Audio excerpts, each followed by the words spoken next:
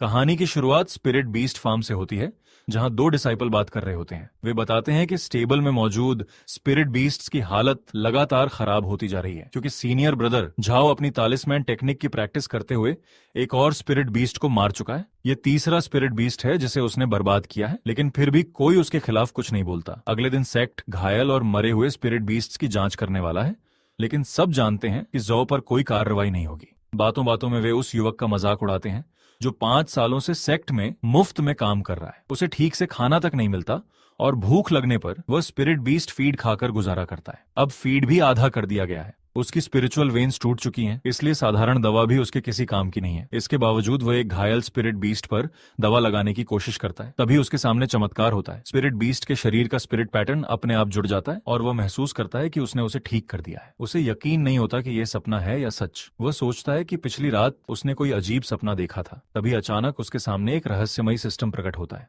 System एक unbound beast pattern detect करके binding activate करने को कहता है। अगले ही पल source of 10,000 beasts system activate हो जाता है। उसी समय सेक्ट में स्पिरिचुअल प्रेशर फैल जाती है और सभी लोग उसकी वजह खोजने लगते हैं। पूछताछ होने पर वो कहता है कि रात में वुल्फ स्पिरिट बीस्ट बेचैन था और वह उसे शांत कर रहा था। मामला वहीं खत्म हो जाता है। अब सिस्टम आयरन स्पाइन वुल्फ की पूरी जानकारी दिखाता है और बताता है कि ये सिस्टम प्राचीन मालिक की विरासत है। ये डीमन बीस्ट्स की चोट, ब्लड लाइन और बीस्ट पैटर्न डायग्नोज कर सकता है। एंशिएंट बीस्ट पैटर्न से उन्हें मजबूत बना सकता है, स्पिरिचुअल एनर्जी एलोकेट कर सकता है और स्पिरिट बीस्ट्स को आगे बढ़ने में मदद करता है। इसके बाद होस्ट का अवेकनिंग लेवल 1% बढ़ जाता है। इसी दौरान सेक्ट लीडर का आदेश आता है कि स्पिरिट बीस्ट्स की देखभाल की जाए और सभी पिल्स सुरक्षित रखे जाएं। सीनियर ब्रदर जाओ फिर अपनी तैयारी में लग जाता है। तभी किसी बात पर वह गुस्सा होकर उस दुबले पतले युवक को अपमानित करता है। उसे स्किनी स्लेव कहता है और वुल्फ डीमन को अगले दिन मारकर उसका डीमन कोर निकालने का आदेश देता है। जॉ साफ कहता है कि डीमन बीस्ट सिर्फ डीमन बीस्ट है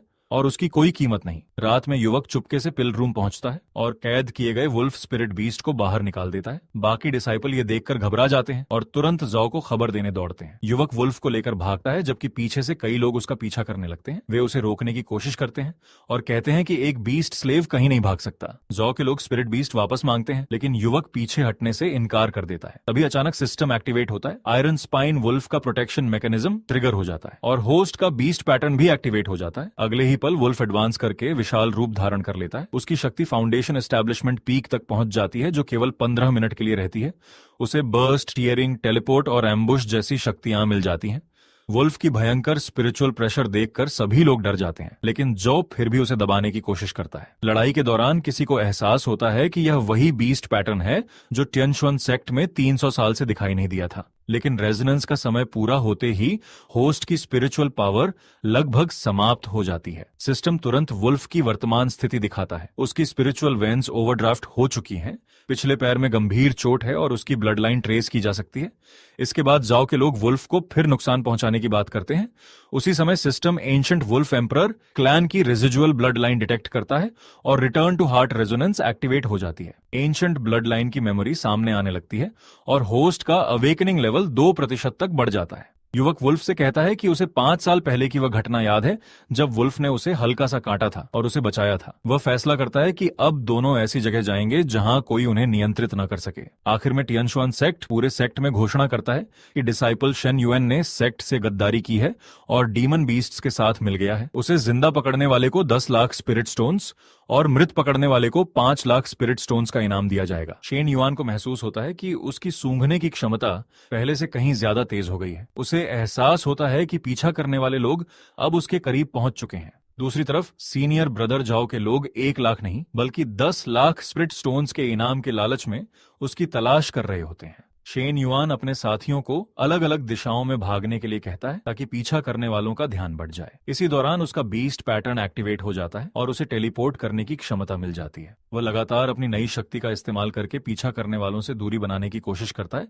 लेकिन दुश्मन उसका पीछा नहीं छोड़ते। जो उसे ताना मारते हुए कहता है कि थोड़ी सी ताकत मिल जाने से वे उन्हें नहीं हरा सकता। तभी सोर्स ऑफ 10,000 बीस्ट्स सिस्टम में ब्लड लाइन रेजोनेंस ट्रिगर होती है। सिस्टम बीस्ट मार्क एक्टिवेट करता है और तुरंत ओवर लिमिट वार्निंग देता है कि होस्ट अपनी सीमा पार करने वाला है। कुछ ही देर बाद सिस्टम घोषणा करता है कि ओवर लिमिट ब्रेक थ्रू सफल हो गया है। उसकी एनर्जी लिमिट 1 स्तर बढ़ जाती है और अब वह अपनी क्षमता पहले की तुलना में 8 बार इस्तेमाल कर सकता है। ये सुनते ही शेन युआन फिर से हमला शुरू कर देता है। उधर सेक्ट के कुछ लोग एक वस्तु किसी बुजुर्ग को सौंपते हैं और कहते हैं कि अब उन्हें दोबारा परेशान न किया जाए। बातचीत में पता चलता है कि वह बीस्ट स्लेव उसी बुजुर्ग का शिष्य माना जाता है। सेक्ट लीडर के आदेश के बाद भी कोई उसे मना करने की हिम्मत नहीं करता। वे बताते हैं कि यह वस्तु आसपास के हाई लेवल स्पिरिट बीस्ट्स को अपनी ओर आकर्षित कर सकती है। इसे क्रिम्सन ड्रैगन से जुड़ी वस्तु बताया जाता है, जिसकी थोड़ी सी मात्रा भी कई मील दूर तक मौजूद डीमन बीस्ट्स को खींच सकती है। किसी का कहना होता है कि सु यन ने हालात समझकर सही फैसला लिया है। इस बीच वुल्फ शेन युएन को जीवित रहने के लिए कहता है। थोड़ी देर बाद कुछ लोग किसी आवाज को सुनकर उसकी जांच करने निकल पड़ते हैं। दूसरी ओर कुछ लोग एक घायल डीमन बीस्ट को देखकर कहते हैं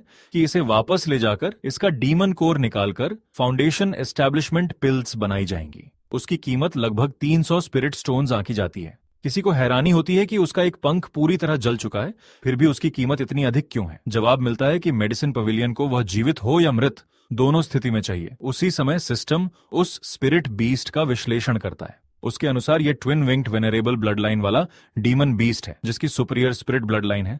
उसकी बाईं स्पिरिट वेन टूट चुकी है और ब्लड लाइन ब्लॉक हो गई है। कुछ लोग उस बीस्ट स्लेव की तलाश शुरू कर देते हैं जिसने हमला किया था।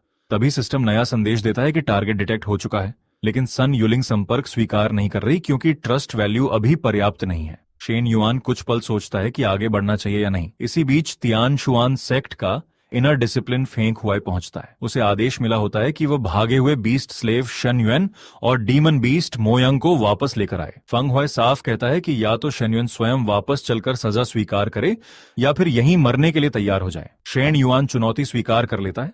दोनों के बीच लड़ाई शुरू हो जाती है। फेंक हुई कहता है कि केवल बीस्ट पैटर्न होने से कुछ नहीं होता और ची रिफाइनिंग 9 लेवल की शक्ति उसके सामने बेकार है। थोड़ी देर बाद शेन युआन के बीस्ट पैटर्न का समय समाप्त होने लगता है। फेंक हुई यह भी समझ जाता है कि उसकी ब्लड लाइन एक्टिवेशन अधिक समय तक नहीं टिकती और वह इसी कमजोरी का फायदा उठाने की कोशिश करता है। जैसे ही शेन युएन मुश्किल में पड़ता है, स्पिरिट बीस्ट गार्डियन रेजोनेंस अचानक एक्टिवेट हो जाती है। सिस्टम पाइसिस फैल्कन यूलिंग को रेजोनेंस टारगेट बनाता है और शेन युएन को एक नया बीस्ट पैटर्न प्रदान करता है। उसे falcon shoulder armour, high speed flight और ब्लेड एरियल कॉम्बैट जैसी नई क्षमताएं मिलती हैं। इसके साथ ही डबल बीस्ट पैटर्न मोड भी एक्टिवेट हो जाता है। फेंक हुई पहली बार शेन युआन के शरीर पर दूसरा बीस्ट पैटर्न देखकर चौंक जाता है और पूछता है कि वह आखिर है कौन। वह पूरी ताकत से हमला करता है और विश्वास जताता है कि उसकी तलवार शेन युआन को जरूर मार देगी, लेकिन हमला असफल हो जाता है। शेन युआन उसे मारने का मौका होने के बावजूद छोड़ देता है और कहता है कि वह ऐसे व्यक्ति को नहीं मारेगा जो अभी भी वापस लौट सकता है। साथ ही चेतावनी देता है कि अगली बार वह बिल्कुल भी दया नहीं करेगा। फेंक हुआ ही समझ जाता है कि शेन युआन के पास 2 बीस्ट पैटर्न्स हैं और उसके अंदर कोई बड़ा रहस्य छिपा हुआ है। वह उसे भागने की चेतावनी देता है। इसके बाद शेन युआन नए बीस्ट पैटर्न के लिए धन्यवाद देता है और समझता है कि उसे भविष्य में और भी स्पिरिट बीस्ट कंपेनियंस खोजने होंगे। वह मो यांग के साथ आगे बढ़ने का फैसला करता है। कुछ समय बाद सिस्टम फिर सक्रिय होता है। मॉन्स्टर स्वॉर्म रिएक्शन और पाइसिस यूलिंग रेजोनेंस फीडबैक ट्रिगर होती है। होस्ट की स्पिरिचुअल पावर क्रिटिकल लेवल तक पहुंच जाती है। रेजोनेंस सफल होने पर शेन युआन की कल्चरेशन सीधे फाउंडेशन एस्टैब्लिशमेंट लेवल 1 तक ब्रेक थ्रू कर जाती है। साथ ही बीस्ट पैटर्न की समय सीमा बढ़कर 20 मिनट हो जाती है। पहली बार फाउंडेशन एस्टैब्लिशमेंट रियल्म में पहुंचने पर शेन युआन राहत की सांस लेता है और अपने साथी को भरोसा दिलाता है कि वह ठीक है। यात्रा के दौरान सिस्टम अचानक चेतावनी देता है कि सामने मौजूद व्यक्ति में 9-टेल्ड फॉक्स ब्लड लाइन होने की संभावना है, लेकिन उससे कोई हॉस्टिलिटी महसूस नहीं हो रही। शेन युआन को हैरानी होती है क्योंकि उस व्यक्ति से कोई स्पिरिचुअल प्रेशर महसूस नहीं हो रही, जबकि सिस्टम उसे 9-टेल्ड फॉक्स बता रहा है। वह रहस्यमय व्यक्ति शेन युआन से कहता है कि उसके शरीर से एक अजीब सी परिचित खुशबू आ रही है, बिल्कुल किसी लेजेंडरी व्यक्ति जैसी। शेन युआन कहता है कि वह उसकी बात नहीं समझ रहा। वह व्यक्ति उसकी उम्र पूछता है। शेन युआन बताता है कि वह 17 साल का है। यह सुनकर वह हैरान होता है कि इतनी कम उम्र में उसने पिसिस बैम्बू शूट और आयरन थॉर्न वुल्फ दोनों को अपना मास्टर बना लिया है। वह शेन युआन के दोनों बीस्ट पैटर्न्स में भी गहरी रुचि दिखाता है और कहता है कि सबसे ज्यादा हैरानी उसे उसके शरीर से आ रही उसी परिचित खुशबू पर है। शेन युआन उससे पूछता है कि वह आखिर चाहता क्या है। वह व्यक्ति जवाब देता है कि वह केवल जिज्ञासु है। शेन युआन कहता है कि वह उसे नहीं जानता और रास्ते से हटने के लिए कहता है। तभी वह रहस्यमय व्यक्ति आयरन थॉर्न वुल्फ को देखकर कहता है कि बहुत वर्षों बाद उससे मुलाकात हुई है। वह वुल्फ को भरोसा दिलाता है कि वह उसे कोई नुकसान नहीं पहुंचाएगा। अंत में शेन युआन फैसला करता है कि अगर वह व्यक्ति पीछे आना चाहता है तो आने दे, लेकिन फिर भी उससे सावधान रहना जरूरी है। शेन युआन को लगातार वही परिचित खुशबू महसूस होती रहती है। उसके पीछे चल रहा रहस्यमयी व्यक्ति भी उसी खुशबू को पहचानने की कोशिश करता है, लेकिन उसे याद नहीं आता कि उसने पहले यह कहाँ महसूस की थी। वह तय करता है कि फिलहाल शेन युआन का पीछा करेगा क्योंकि उसे शक है कि शायद वही वह व्यक्ति हो सकता है जिसकी उसे तलाश है। शेन युआन अपने घायल साथी को दिलासा देता है कि उसकी चोट गंभीर नहीं है और एक रात आराम करने के बाद वह ठीक हो जाएगा। रहस्यमयी व्यक्ति उसके व्यवहार और तरीके देखकर भी हैरान होता है। उसे लगता है कि उसने ये सब पहले कहीं देखा है, लेकिन उसे कुछ याद नहीं आता। आखिर शेन युआन उससे पूछता है कि वह लगातार उसका पीछा क्यों कर रहा है और उससे क्या चाहता है। जवाब में वह केवल इतना पूछता है कि क्या शेन युआन जानता है कि वह वास्तव में कौन है। यात्रा करते करते वे आखिर वाइल्ड बीस्ट डोमेन पहुंच जाते हैं। वहां पहुंचते ही सिस्टम एक घायल डीमन बीस्ट को डिटेक्ट करता है। उसकी दाहिनी पिछली टांग की हड्डी टूटी हुई होती है और वो मदद मांग रहा होता है। सोर्स ऑफ 10,000 बीस्ट सिस्टम तुरंत स्पिरिट बीस्ट डायग्नोसिस एक्टिवेट करता है। शेन युआन उसकी टूटी हुई टांग का इलाज करता है और उसे थोड़ी देर सहने के लिए कहता है। इलाज पूरा होते ही वह डायमंड बीस्ट फिर से खड़ा होकर दौड़ने लगता है। दूसरी ओर कुछ लोग हैरान होते हैं कि उस डीमन बीस्ट को आखिर पकड़ा क्यों गया था। उसी समय वाइल्ड बीस्ट डोमेन की स्पिरिचुअल एनर्जी में तेज उतार चढ़ाव शुरू हो जाता है। वे महसूस करते हैं कि एक डीमन बीस्ट अचानक जाग गया है। कोई यह भी कहता है कि अभी बहुत कुछ अधूरा है और तैयारी पर्याप्त नहीं थी। रात होने पर शेन युआन आराम करता है। अगली सुबह रहस्यमयी व्यक्ति को पता चलता है कि शेन युआन ने घायल डीमन बीस्ट की टूटी टांग सचमुच जोड़ दी थी। वह और भी यकीन करने लगता है कि शायद शेन युआन वही व्यक्ति है जिसकी वह तलाश कर रहा था। वह चुपके से शेन युआन के लिए कुछ स्पिरिचुअल फ्रूट्स भिजवाता है और अपने साथी से कहता है कि ये बात किसी को न बताए। सुबह शेन युआन उन स्पिरिचुअल फ्रूट्स के लिए धन्यवाद देता है, लेकिन वो व्यक्ति साफ कह देता है कि उसने कुछ नहीं भेजा। शेन युआन उन्हें वापस करने की कोशिश करता है। इसके बाद दोनों खुलकर बात करते हैं। रहस्यमयी व्यक्ति बताता है कि शेन युआन के ब्लड लाइन से निकलने वाली शक्ति की खुशबू बिल्कुल 10,000 साल पहले की एक लेजेंडरी शख्सियत जैसी है। वह दावा करता है कि वह उस ब्लड लाइन को पहचान सकता है। इसी दौरान उसे अचानक महसूस होता है कि वाइल्ड बीस्ट डोमेन के किनारे कोई शक्तिशाली डीमन प्रकट हुआ है। वह शेन युआन से कहता है कि यह दुश्मन उसकी क्षमता से बाहर है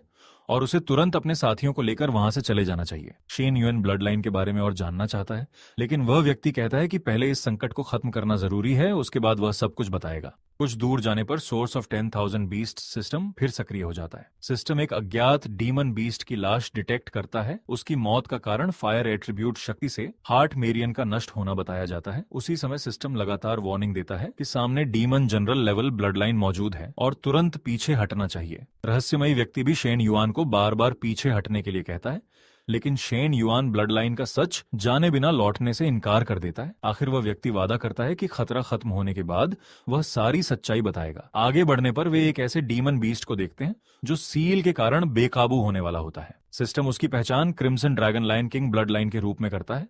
उसकी ब्लड लाइन टॉप ग्रेड होती है, लेकिन सील का बैकलैश उसे नियंत्रण से बाहर ले जा रहा होता है। सिस्टम बताता है कि उसे बचाने के लिए तुरंत डायग्नोस्टिक पावर एक्टिवेट करनी होगी। अचानक वह शक्तिशाली डीमन बीस्ट शेन युआन के सामने घुटनों के बल बैठ जाता है और उसे अपना मास्टर कहकर संबोधित करता है। वह कहता है कि उसका मास्टर आखिरकार वापस आ गया। तभी सील टूटने लगता है। वह सबको तुरंत भागने के लिए कहता है क्योंकि वह खुद को नियंत्रित नहीं कर पा रहा। सिस्टम फिर एक नया संदेश देता है। Ancient blood line system detect करता है कि क्रिम्सन लायन किंग की सील पावर वापस पलट रही है और उसे रोकने के लिए रेजोनेंस मोड एक्टिवेट करना होगा। शेन युआन सिस्टम से ब्लड लाइन रेजोनेंस शुरू करने की कोशिश करता है। सिस्टम बताता है कि उसने ancient guardian blood line detect कर ली है और सीधे रिटर्न टू हार्ट रेजोनेंस शुरू की जा सकती है। रहस्यमयी व्यक्ति शेन युआन को रोकने की कोशिश करता है। वह चेतावनी देता है कि रेजोनेंस का बैकलैश उसकी जान भी ले सकता है, लेकिन शेन युआन पीछे नहीं हटता। वह डीमन बीस्ट को शांत रहने के लिए कहता है और उसकी मदद करने का फैसला करता है। कुछ ही पलों बाद रेजोनेंस सफल हो जाती है। Third beast pattern lion pattern activate हो जाता है। सिस्टम घोषणा करता है कि होस्ट की फिजिकल डिफेंस बढ़ गई है, मल्ली क्रिटिकल हिट रेट में वृद्धि हुई है और बीस्ट पैटर्न की समय सीमा अब बढ़कर 30 मिनट हो गई है। रेजोनेंस के दौरान डीमन बीस्ट को कुछ पुरानी यादें लौटने लगती हैं। उसे धुंधली सी याद आती है कि उसने किसी पहाड़ और आग की रक्षा की थी। System ancient blood line resonance और रिटर्न टू हार्ट फिर से एक्टिवेट करता है। मेमोरी ट्रेसिंग पूरी होने पर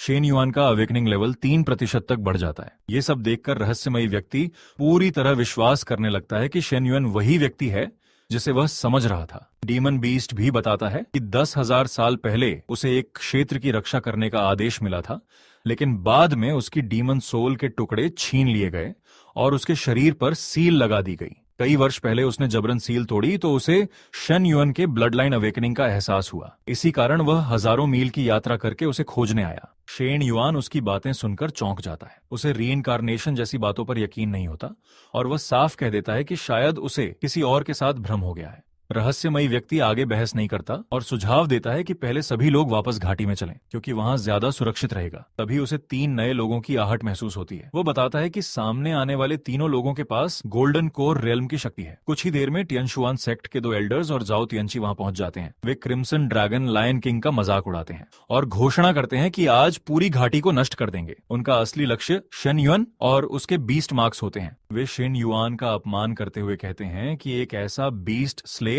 जिसके पास स्पिरिचुअल रूट तक नहीं है, वह बीस्ट पैटर्न्स रखने के लायक नहीं। वे उसे घुटनों के बल आत्मसमर्पण करने का आखिरी मौका देते हैं और घोषणा करते हैं कि अगर उसने इनकार किया तो उसे मार दिया जाएगा। अंत में एल्डरली और एल्डर वू एक साथ हमला करने की तैयारी कर लेते हैं। तियानशुआन सेक्ट के दोनों एल्डर्स मिलकर घोषणा करते हैं कि अगर कोई भी डीमन बीस्ट जरा सा भी हिला तो वे आज उन सभी को पूरी तरह खत्म कर देंगे। तभी वे क्रिम्सन ड्रैगन ड्रिंक निकालते हैं। सभी उसे जहर समझते हैं और उसे छूने से मना करते हैं, लेकिन उसी समय सोर्स ऑफ 10,000 बीस्ट्स सिस्टम उस वस्तु की पहचान करता है। सिस्टम बताता है कि यह जहर नहीं बल्कि 100 बीस्ट सूप का मुख्य इंग्रेडिएंट है। इससे बड़ी संख्या में डीमन बीस्ट्स की एंशिएंट ब्लड लाइन्स अनलॉक की जा सकती है। साथ ही सिस्टम का नया फंक्शन बीस्ट फाइंड टेक्निक भी अनलॉक हो जाता है। यह सुनकर सभी हैरान रह जाते हैं। शेन युआन समझ जाता है कि सुयान ने उन्हें धोखा नहीं दिया था। उसने सेक्ट लीडर की नजर से बचाकर यही दवा उनकी मदद के लिए भेजी थी। शेन युआन जाओ तियानसी की जान छोड़ देता है और साफ कहता है कि वह उसे तियानशुआन सेक्ट की वजह से नहीं बल्कि सुयान की सुरक्षा के लिए छोड़ रहा है। अगर झाओ या सेक्ट ने सुयान को नुकसान पहुंचाने की कोशिश की तो वह एक दिन खुद तियानशुआन सेक्ट जाकर उसका अंत कर देगा। इसके बाद क्रिम्सन लायन किंग अपने शरीर पर बने ब्लड लाइन सील का निशान शन युआन को दिखाता है। शन युआन महसूस करता है कि सिर्फ उसी पर नहीं बल्कि लगभग सभी डीमन बीस्ट्स की ब्लड लाइन किसी रहस्यमयी शक्ति द्वारा सील की गई है। उसी समय सिस्टम का लॉन्जेविटी डाइट टेक्निक पहली बार एक्टिवेट होता है और लॉन्जेविटी सूप तथा उसकी बेसिक रेसिपी अनलॉक हो जाती है। शन युआन तुरंत मोया और यू लिंग को जरूरी मेडिसिनल हर्ब्स इकट्ठा करने का आदेश देता है। कुछ समय बाद 100 बीस्ट सूप तैयार हो जाती है। सबसे पहले मोया उसे पीता है। सिस्टम पुष्टि करता है कि उसका ब्लड लाइन सील हट चुका है, उसकी चोटें ठीक हो गई हैं और उसकी शक्ति वापस लौट आई है। इसके बाद यूलिंग भी सूप पीता है। उसका ब्लड लाइन सील भी टूट जाता है, उसकी सभी चोटें भर जाती हैं और उसकी पूरी ताकत लौट आती है। ये देखकर रहस्यमयी व्यक्ति भी सूप आजमाने की इच्छा जताता है। शेन युआन मुस्कुराकर कहता है कि उसे पहले से पता था कि वह वास्तव में 9-टेल्ड फॉक्स है, लेकिन जब वह सूप पीता है तो कोई बदलाव नहीं होता। सिस्टम घोषणा करता है कि उसके शरीर में किसी प्रकार का ब्लड लाइन सील मौजूद ही नहीं है। उसकी ब्लड लाइन असामान्य है और उसकी सही पहचान के लिए आगे जांच करनी होगी। शेन युआन हैरान होकर पूछता है कि अगर वह 9-टेल्ड फॉक्स नहीं है तो आखिर है कौन? वह व्यक्ति केवल इतना कहता है कि इसका जवाब उसके पास भी नहीं है। इसी बीच शेन युआन द्वारा तैयार की गई 100 बीस्ट सूप का असर पूरे क्षेत्र में फैलने लगता है। सिस्टम बताता है कि एक साथ 48 डीमन बीस्ट ब्लड लाइन्स मजबूत हो गई हैं। सभी में रेजोनेंस इम्प्रिंट सफलतापूर्वक स्थापित हो चुका है और रिटर्न टू हार्ट रेजोनेंस कभी भी एक्टिवेट की जा सकती है। अगले ही पल रेजोनेंस फीडबैक शुरू हो जाती है। शेन युआन की कल्चरेशन लगातार बढ़ती है और सीधे फाउंडेशन एस्टेब्लिशमेंट 9th लेयर तक पहुंच जाती है। साथ ही बीस्ट पैटर्न की अवधि और मजबूत हो जाती है। शेन युआन महसूस करता है कि उसकी ताकत पहले से कई गुना बढ़ चुकी है। क्रिम्सन लायन किंग अपनी धुंधली यादें सुनाता है। वो बताता है कि 10,000 साल पहले ओरिजिनल ऑनर के अधीन 8 गार्डियन थे। वह स्वयं चौथे स्थान पर था। दूसरे गार्डियन का नाम चांग हेंग था, जिसके पास प्योर ड्रैगन ब्लड लाइन थी। पहले गार्डियन को उसने कभी नहीं देखा, लेकिन इतना सुना था कि वह हमेशा ओरिजिनल ओनर के साथ रहता था। ये सब सुनते ही सिस्टम होस्ट का अवेकनिंग लेवल 5% तक बढ़ा देता है। शेन युआन को भी धुंधली याद आने लगती है कि उसने शायद कभी एक ड्रैगन देखा था। इसके बाद crimson lion king Shen Yuan को एक एंशिएंट प्लेस के बारे में बताता है। वह कहता है कि उस स्थान में पहले केवल ओरिजिनल ओनर ही प्रवेश कर सकता था। कोई दूसरा वहां जाने की कोशिश करता तो स्पिरिचुअल पावर उसे निगल लेती। शेन युआन वहां जाने का फैसला करता है। जाने से पहले वह मोयांग और बाकी डीमन बीस्ट्स को घाटी की रक्षा करने का आदेश देता है। यू लिंग को भी वहीं रहकर उनकी सहायता करने और तियानशुआन सेक्ट से सावधान रहने के लिए कहता है। कुछ देर बाद वे उस एंशिएंट प्लेस तक पहुंचते हैं। वहां मौजूद मैकेनिज्म देखकर शेन युआन को एहसास होता है कि उसे एक्टिवेट करने के लिए किसी विशेष ब्लड लाइन की आवश्यकता है। जैसे ही वह आगे बढ़ता है, उसके मन में कई अजीब दृश्य उभरने लगते हैं। उसे ऐसा महसूस होता है जैसे अनगिनत डीमन बीस्ट्स किसी पीड़ा में चिल्ला रहे हों। कोई आवाज कहती है कि वह सैकड़ों, हजारों और 10,000 वर्षों तक पहरा देता रहेगा, लेकिन लौटने पर भी उस पर विश्वास न किया जाए। सिस्टम तुरंत बचा हुआ अवशेष डिटेक्ट करता है और शेन युआन का अवेकनिंग लेवल सीधे 10% तक पहुंच जाता है। साथ ही वार्निंग मिलती है कि अवेकनिंग इतनी तेजी से बढ़ने के कारण उसे भयंकर सिरदर्द हो सकता है। शेन युआन उलझन में पड़ जाता है। उसके मन में एक ही सवाल उठता है, क्या वास्तव में उसी ने दुनिया के सभी डीमन बीस्ट्स की ब्लड लाइन्स को सील किया था?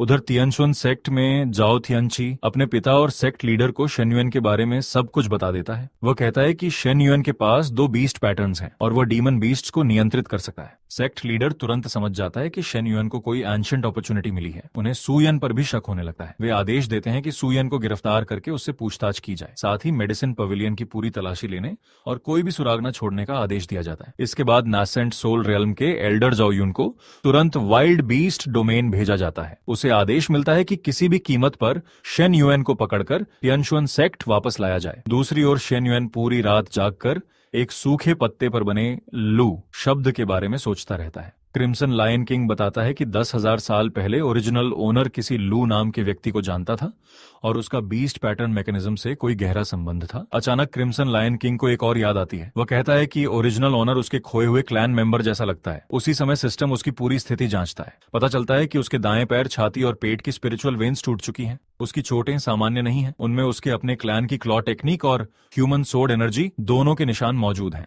शेन युएन समझ जाता है कि यह साधारण क्लैन कॉन्फ्लिक्ट नहीं बल्कि किसी की सोची समझी साजिश है। क्रिम्सन लायन किंग भी यकीन नहीं कर पाता कि उसका अपना क्लैन इंसानों के साथ मिलकर उसके खिलाफ जा सकता है। इसी दौरान एक दूत आकर बताता है कि उसका मास्टर पिछले 10,000 वर्षों से ओरिजिनल ओनर का इंतजार कर रहा है। तभी क्रिम्सन लायन किंग सामने आए दूसरे लायन को अपना सेकंड ब्रदर समझ लेता है, लेकिन वह उसे पहचानने से इनकार कर देता है। वह कहता है कि वह केवल अपने मास्टर के आदेश मानता है। सिस्टम फिर उसकी पहचान करता है। उसका नाम क्रिम्सन फ्लेम है। वह डीमन जनरल पीक रियलम में है, लेकिन उसकी ब्लड लाइन पर ह्यूमन फॉर्च्यून पावर का नियंत्रण है और उसके पास अपनी स्वतंत्र चेतना नहीं बची। शेन युआन और क्रिम्सन लायन किंग दोनों समझ जाते हैं कि कोई इंसान पूरे क्रिम्सन लायन क्लैन को नियंत्रित कर रहा है। क्रिम्सन फ्लेम कहता है कि अगर ओरिजिनल ओनर अपनी खोई हुई यादें वापस पालेगा तो उसे हर सच्चाई खुद याद आ जाएगी। इतने में शेन युआन के मन में अचानक एक नाम उभरता है, लू वांगचुआन। उसे समझ नहीं आता कि यह नाम उसे इतना परिचित क्यों लग रहा है, जबकि उसे उससे जुड़ी कोई याद नहीं है। क्रिम्सन लायन किंग भी पुष्टि करता है कि 10,000 साल पहले उसने ओरिजिनल ओनर के मुंह से यही नाम सुना था। अब शेन युआन को यकीन होने लगता है कि उसकी खोई हुई यादों और इस नाम के बीच कोई गहरा संबंध है। इसके बाद क्रिम्सन लायन किंग अपने सेकंड ब्रदर को उसकी असली चेतना वापस दिलाने का फैसला करता है। शेन युआन उसे रोकता नहीं और लड़ने की अनुमति दे देता है। लड़ाई शुरू होते ही सिस्टम बताता है कि क्रिम्सन फ्लेम की ब्लड लाइन पर शक्तिशाली टैलिज्म्स का नियंत्रण है। उसी कारण उसकी स्पिरिचुअल पावर असामान्य रूप से बढ़ गई है और उसकी युद्ध शक्ति अपने ही रेल्म के बाकी डीमन बीस्ट से कहीं अधिक है। क्रिम्सन लायन किंग हैरान रह जाता है कि एक ही क्लैन और ब्लड लाइन होने के बावजूद उसका भाई उससे इतना शक्तिशाली कैसे बन गया। लेकिन वह हार मानने से इनकार करता है और कसम खाता है कि आज वह अपने भाई को हराकर उसे वापस क्रिम्सन क्लैन लेकर जाएगा। क्रिम्सन लायन किंग अपने दूसरे भाई से लड़ता रहता है। तभी शेन युआन समझ जाता है कि उसके शरीर पर लगे घाव किसी साधारण डीमन बीस्ट के पंजों से नहीं बने, बल्कि किसी ह्यूमन स्वॉर्ड कल्टीवेटर की स्वॉर्ड एनर्जी से बने हैं। इससे साफ हो जाता है कि इस पूरे मामले में इंसानों का हाथ है। Crimson lion king Shen Yuan को लड़ाई से दूर रहने के लिए कहता है, क्योंकि उसका प्रतिद्वंद्वी उससे कहीं ज्यादा शक्तिशाली है। दूसरी ओर क्रिम्सन फ्लेम उसका मजाक उड़ाते हुए कहता है कि यही उसकी पूरी ताकत है और वह उसकी असली सीमा देखना चाहता है। इसी दौरान सिस्टम चेतावनी देता है कि शेन युआन का दायां हाथ टूट चुका है, स्पिरिचुअल एनर्जी लगभग समाप्त हो चुकी है और मो या तथा युलिंग दोनों गंभीर रूप से घायल हैं। सिस्टम तुरंत पीछे हटने की सलाह देता है क्योंकि दुश्मन की ताकत उनकी सीमा से कहीं अधिक है। क्रिम्सन फ्लेम भी उनका मजाक उड़ाते हुए कहता है कि अगर यही लेजेंडरी ओरिजिनल ओनर की शक्ति है तो आज वह उन सभी को खत्म कर देगा। तभी नाइन टेल्ड फॉक्स आगे आ जाता है। सिस्टम पहली बार उसकी असली पहचान नाइन टेल्ड हेवनली फॉक्स के रूप में डिटेक्ट करता है। साथ ही वार्निंग देता है कि वह अपनी शक्ति का उपयोग करने के लिए अपने 100 साल के लाइफ स्पैन को जला रहा है। शक्ति समाप्त होने के बाद वह हिल भी नहीं पाएगा। क्रिम्सन फ्लेम हैरान हो जाता है कि इस दुनिया में अभी भी नाइन टेल्ड हेवनली फॉक्स जीवित हैं। वह पूरे फॉक्स क्लैन को खत्म करने की धमकी देता है। नाइन टेल्ड फॉक्स उसकी बातों की परवाह किए बिना अपनी शक्ति एक्टिवेट कर देता है। सिस्टम बताता है कि उसने रिवर्स ट्रांसमिशन एबिलिटी इस्तेमाल की है। यह ऐसी क्षमता है जो दुश्मन और उपयोगकर्ता दोनों को नुकसान पहुंचाती है और इसे चलाने के लिए अपनी बीस्ट एसेंस जलानी पड़ती है। भीषण टक्कर के बाद क्रिम्सन फ्लेम कुछ देर के लिए रुक जाता है। उसी समय क्रिम्सन लायन किंग अपने तीसरे भाई को भागने के लिए चिल्लाता है। दूसरी ओर सिस्टम बताता है कि क्रिम्सन लायन किंग की ब्लड लाइन सील हटाने की प्रक्रिया केवल 50% तक पहुंची है। अभी भी उसकी ब्लड लाइन किसी अज्ञात शक्ति के नियंत्रण में है और उसे पूरी तरह मुक्त करने का तरीका ज्ञात नहीं है। क्रिम्सन लायन किंग लगातार कहता है कि उसका भाई अपनी इच्छा से नहीं लड़ रहा, वह किसी सील के नियंत्रण में है, इसलिए उसे मारना नहीं चाहिए। तभी क्रिम्सन फ्लेम फिर कहता है कि नाइन टेल्ड हेवनली फॉक्स अभी भी जीवित है और यह उसके लिए अप्रत्याशित सौभाग्य है। सिस्टम फिर घोषणा करता है कि फोर्स्ड रिलीज शुरू हो चुकी है, लेकिन क्रिम्सन फ्लेम की ब्लड लाइन सील कभी भी पलट सकती है। इसी बीच क्रिम्सन फ्लेम आखिरी बार ओरिजिनल ओनर को चेतावनी देता है कि कोई दूर बैठा व्यक्ति उसके पूरी तरह जागने का इंतजार कर रहा है और उसे सावधान रहना चाहिए। वह अपने साथियों को शन युएन को लेकर भागने के लिए भी कहता है। लड़ाई खत्म होने के बाद शन युएन और बाकी लोग किसी तरह बच निकलते हैं। नाइन टेल्ड फॉक्स बुरी तरह घायल होकर गिर जाता है। सिस्टम तुरंत सोल सप्रेसिंग हर्ब सूप की रेसिपी तैयार करता है और बताता है कि यह इंटरनल इंजरीज तथा स्पिरिचुअल पावर को स्थिर कर सकती है, लेकिन जो 100 साल का लाइफ स्पैन खर्च हो चुका है उसे वापस नहीं ला सकी। System nine tailed heavenly fox की पूरी स्थिति दिखाता है। उसकी इंटरनल इंजरीज बहुत गंभीर हैं और उसका 100 साल का लाइफ स्पैन समाप्त हो चुका है। वर्तमान सिस्टम परमिशन इतनी नहीं है कि उसे ठीक करने वाला फंक्शन अनलॉक किया जा सके। शेन युआन हार नहीं मानता और वादा करता है कि वह किसी भी कीमत पर उसे फिर से स्वस्थ करेगा। कुछ समय बाद शन युएन पूरे घटनाक्रम पर विचार करता है। वो समझ जाता है कि क्रिम्सन फ्लेम ही नहीं बल्कि शंकी वैली के लगभग 24 डीमन बीस्ट्स भी उसी डार्क रेड सिल्क जैसी शक्ति के नियंत्रण में हैं। उसे शक होता है कि इन सब के पीछे लू वंगचुअन का हाथ है। दोनों इस नतीजे पर पहुंचते हैं कि सुयन शायद शेन युएन के पिछले जन्म और लू वंगचुअन के असली उद्देश्य के बारे में बहुत कुछ जानता है, लेकिन इस समय तियानशुआन सेक्ट में उसकी जान खतरे में है। Shen Yuan nine tailed fox की ओर देखकर कहता है कि उसने उसे बचाने के लिए अपने 100 साल का लाइफ स्पैन कुर्बान कर दिया। अब उसकी जिम्मेदारी है कि वह किसी भी तरह उसे पूरी तरह ठीक करे, लेकिन वह मानता है कि फिलहाल उसकी शक्ति पर्याप्त नहीं है। क्रिम्सन लायन किंग पूरी निष्ठा के साथ कहता है कि चाहे आग से गुजरना पड़े या जान देनी पड़े, वह हमेशा शिन युआन के साथ रहेगा। शिन युआन जवाब देता है कि लू वांगचुआन का उद्देश्य चाहे जो भी हो, फिलहाल सबसे जरूरी काम खुद को लगातार मजबूत बनाना है। केवल पर्याप्त शक्ति मिलने के बाद ही वे पूरी सच्चाई जान पाएंगे। उसी समय सोर्स ऑफ 10,000 बीस्ट्स सिस्टम का अवेकनिंग लेवल फिर बढ़ जाता है। सिस्टम पूरी तरह अपग्रेड होकर नए फंक्शंस अनलॉक कर देता है। अब स्पिरिट बीस्ट डायग्नोसिस न केवल नियंत्रित डीमन बीस्ट्स की पहचान कर सकती है, बल्कि उन्हें नियंत्रण से मुक्त करने वाली रेसिपी भी अपने आप तैयार कर सकती है। सिस्टम सोल प्यूरिफिकेशन सूप की रेसिपी देता है, जो ब्लड लाइन कंट्रोल हटाकर शरीर में मौजूद डार्क रेड सिल्क को पूरी तरह समाप्त कर सकती है। उसका मुख्य इंग्रेडिएंट मलबरी जूस बताया जाता है। शन युएन तुरंत रेसिपी तैयार करके क्रिम्सन फ्लेम पर उसका उपयोग करता है। सूप पीते ही उसके शरीर से ब्लड लाइन सील और डार्क रेड सिल्क पूरी तरह गायब होने लगती है। उसे अपनी स्वतंत्र चेतना वापस मिलने लगती है। इसके बाद Shin Yuan nine tailed fox से वादा करता है कि वह उसके खोए हुए 100 साल की कल्चरेशन एक दिन जरूर वापस दिलाएगा। फिर शेन युआन पूरी घाटी के सामने घोषणा करता है कि आज से यह केवल एक साधारण वैली नहीं रही, ये उन सभी का नया घर है। वह कहता है कि यहाँ कोई बीस्ट स्लेव या नियंत्रित डीमन बीस्ट नहीं है। अब सभी एक परिवार हैं और जो भी इस परिवार को नुकसान पहुंचाने की कोशिश करेगा वह उनका दुश्मन होगा। उसकी बात पूरी होते ही पूरी वैली के डीमन बीस्ट्स एक साथ return to heart resonance activate कर देते हैं। सिस्टम घोषणा करता है कि विशाल स्तर पर स्पिरिचुअल एनर्जी फीडबैक शुरू हो चुकी है। शेन युएन की कल्टीवेशन सीधे बढ़कर गोल्डन कोर रेल्म के मिडिल स्टेज तक पहुंच जाती है। रेजोनेंस का असर मोया पर भी पड़ता है। उसका iron spine wolf blood line आगे बढ़कर गोल्डन कोर रियलम में प्रवेश कर जाता है। वह अभी ह्यूमन फॉर्म में नहीं बदल सका, लेकिन पहली बार इंसानों की भाषा बोलने की क्षमता प्राप्त कर लेता है। इसके तुरंत बाद यूलिंग भी गोल्डन कोर रेल्म में ब्रेक थ्रू कर लेता है।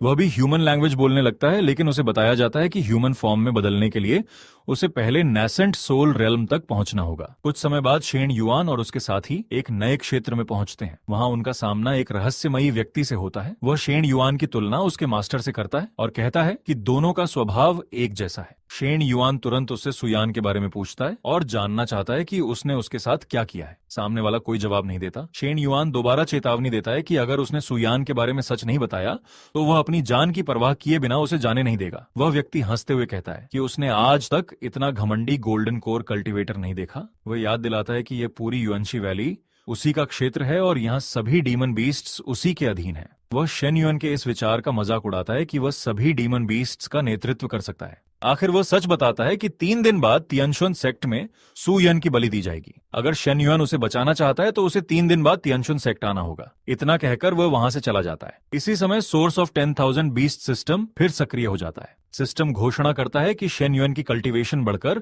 गोल्डन कोर ग्रेट परफेक्शन तक पहुंच गई है। उसके साथ ही उसकी नई ताकत देखकर हैरान रह जाते हैं, लेकिन खुशी ज्यादा देर नहीं टिकती। सिस्टम अचानक वार्निंग देता है कि लगभग 100 मील दूर एक नेसेंट सोल कल्टीवेटर तेजी से उनकी ओर बढ़ रहा है। शेन युआन तुरंत आदेश देता है कि सभी लोग दवा लेकर वैली के प्रवेश द्वार की रक्षा करें। वह विशेष रूप से जूली और घाटी के सभी डीमन बीस्ट्स की सुरक्षा का आदेश देता है। कुछ देर बाद नासेंट सोल कल्टीवेटर वहां पहुंच जाता है। शेन युआन को देखकर वह हैरान रह जाता है कि एक साधारण बीस्ट स्लेव इतनी जल्दी गोल्डन कोर ग्रेट परफेक्शन तक पहुंच गया। आयरन स्पाइन वुल्फ के गोल्डन कोर बनाने पर भी वह आश्चर्य व्यक्त करता है और समझ जाता है कि शेन युआन के पास उसकी कल्पना से कहीं ज्यादा रहस्य छिपे हैं। उसी दौरान क्रिम्सन लायन किंग एक क्रिम्सन फ्लेम स्वॉर्ड दिखाता है। वह बताता है कि यह किसी ह्यूमन स्वॉर्ड कल्टीवेटर द्वारा बनाई गई तलवार है और इसमें डीमन बीस्ट ब्लड लाइन्स को दबाने की क्षमता है। शेन युआन तुरंत पूछता है कि बाकी लोग कहाँ हैं, लेकिन जवाब मिलता है कि अभी तक किसी का शव भी नहीं मिला। इसके बाद crimson lion king Shen Yuan को अपने क्लैन की एक एंशिएंट जेड पेंडेंट देता है। वह बताता है कि यह उनके क्लैन की विरासत है और संकट के समय अपने मालिक की रक्षा कर सकती है। शेन युआन हैरान होकर पूछता है कि ये उसे कहां से मिली। जवाब मिलता है कि इसकी चिंता करने की जरूरत नहीं है और अभी आगे बढ़ना अधिक महत्वपूर्ण है। आगे बढ़ते समय सोर्स ऑफ 10,000 बीस्ट सिस्टम अचानक असामान्य स्पिरिचुअल प्रेशर और रेजिडुअल स्पिरिचुअल एनर्जी डिटेक्ट करता है। सिस्टम सुझाव देता है कि पहले उसकी जांच की जाए। शेन युआन को शक होता है कि यह मेडिसिन पवेलियन से जुड़ा हो सकता है, इसलिए सभी उसी दिशा में बढ़ जाते हैं। वहां पहुंचते ही सिस्टम फिर वार्निंग देता है कि स्पिरिचुअल एनर्जी में तेज उतार चढ़ाव हो रहा है। बीस्ट पैटर्न रेजोनेंस चेन अचानक उलटी दिशा में सक्रिय हो जाती है। इसी दौरान सामने मौजूद एक golden core perfect cultivator Shane Yuan को देखते ही घुटनों पर बैठ जाता है। आसपास के लोग हैरान हो जाते हैं और सोचते हैं कि क्या वह आत्मसमर्पण करने आया है। शेन युआन उस व्यक्ति के पास मौजूद जेड पेंडेंट देखकर पूछता है कि यह उसे कहां से मिली। उसे शक होता है कि यह क्रिम्सन फ्लेम छोड़कर गया होगा। सामने वाला व्यक्ति स्वीकार करता है कि शेन युआन की हरकतों ने उसे उम्मीद से ज्यादा चौंका दिया है। शेन युआन उससे पूछता है कि उसने उससे झूठ क्यों बोला था। वह व्यक्ति शेन युआन से कहता है कि वह उसकी सोल पावर के साथ अपनी चेतना जोड़ दे और किसी तरह का विरोध न करे। वह उसकी हालत स्थिर करने में मदद करेगा। इसी बीच शेन युआन मो या और युलिन को आदेश देता है कि वे दोनों तरफ मौजूद दुश्मनों को पहले खत्म करें। लड़ाई शुरू होते ही दुश्मन मोया और युलिन पर हमला कर देते हैं। शेन युआन गुस्से में पूछता है कि वे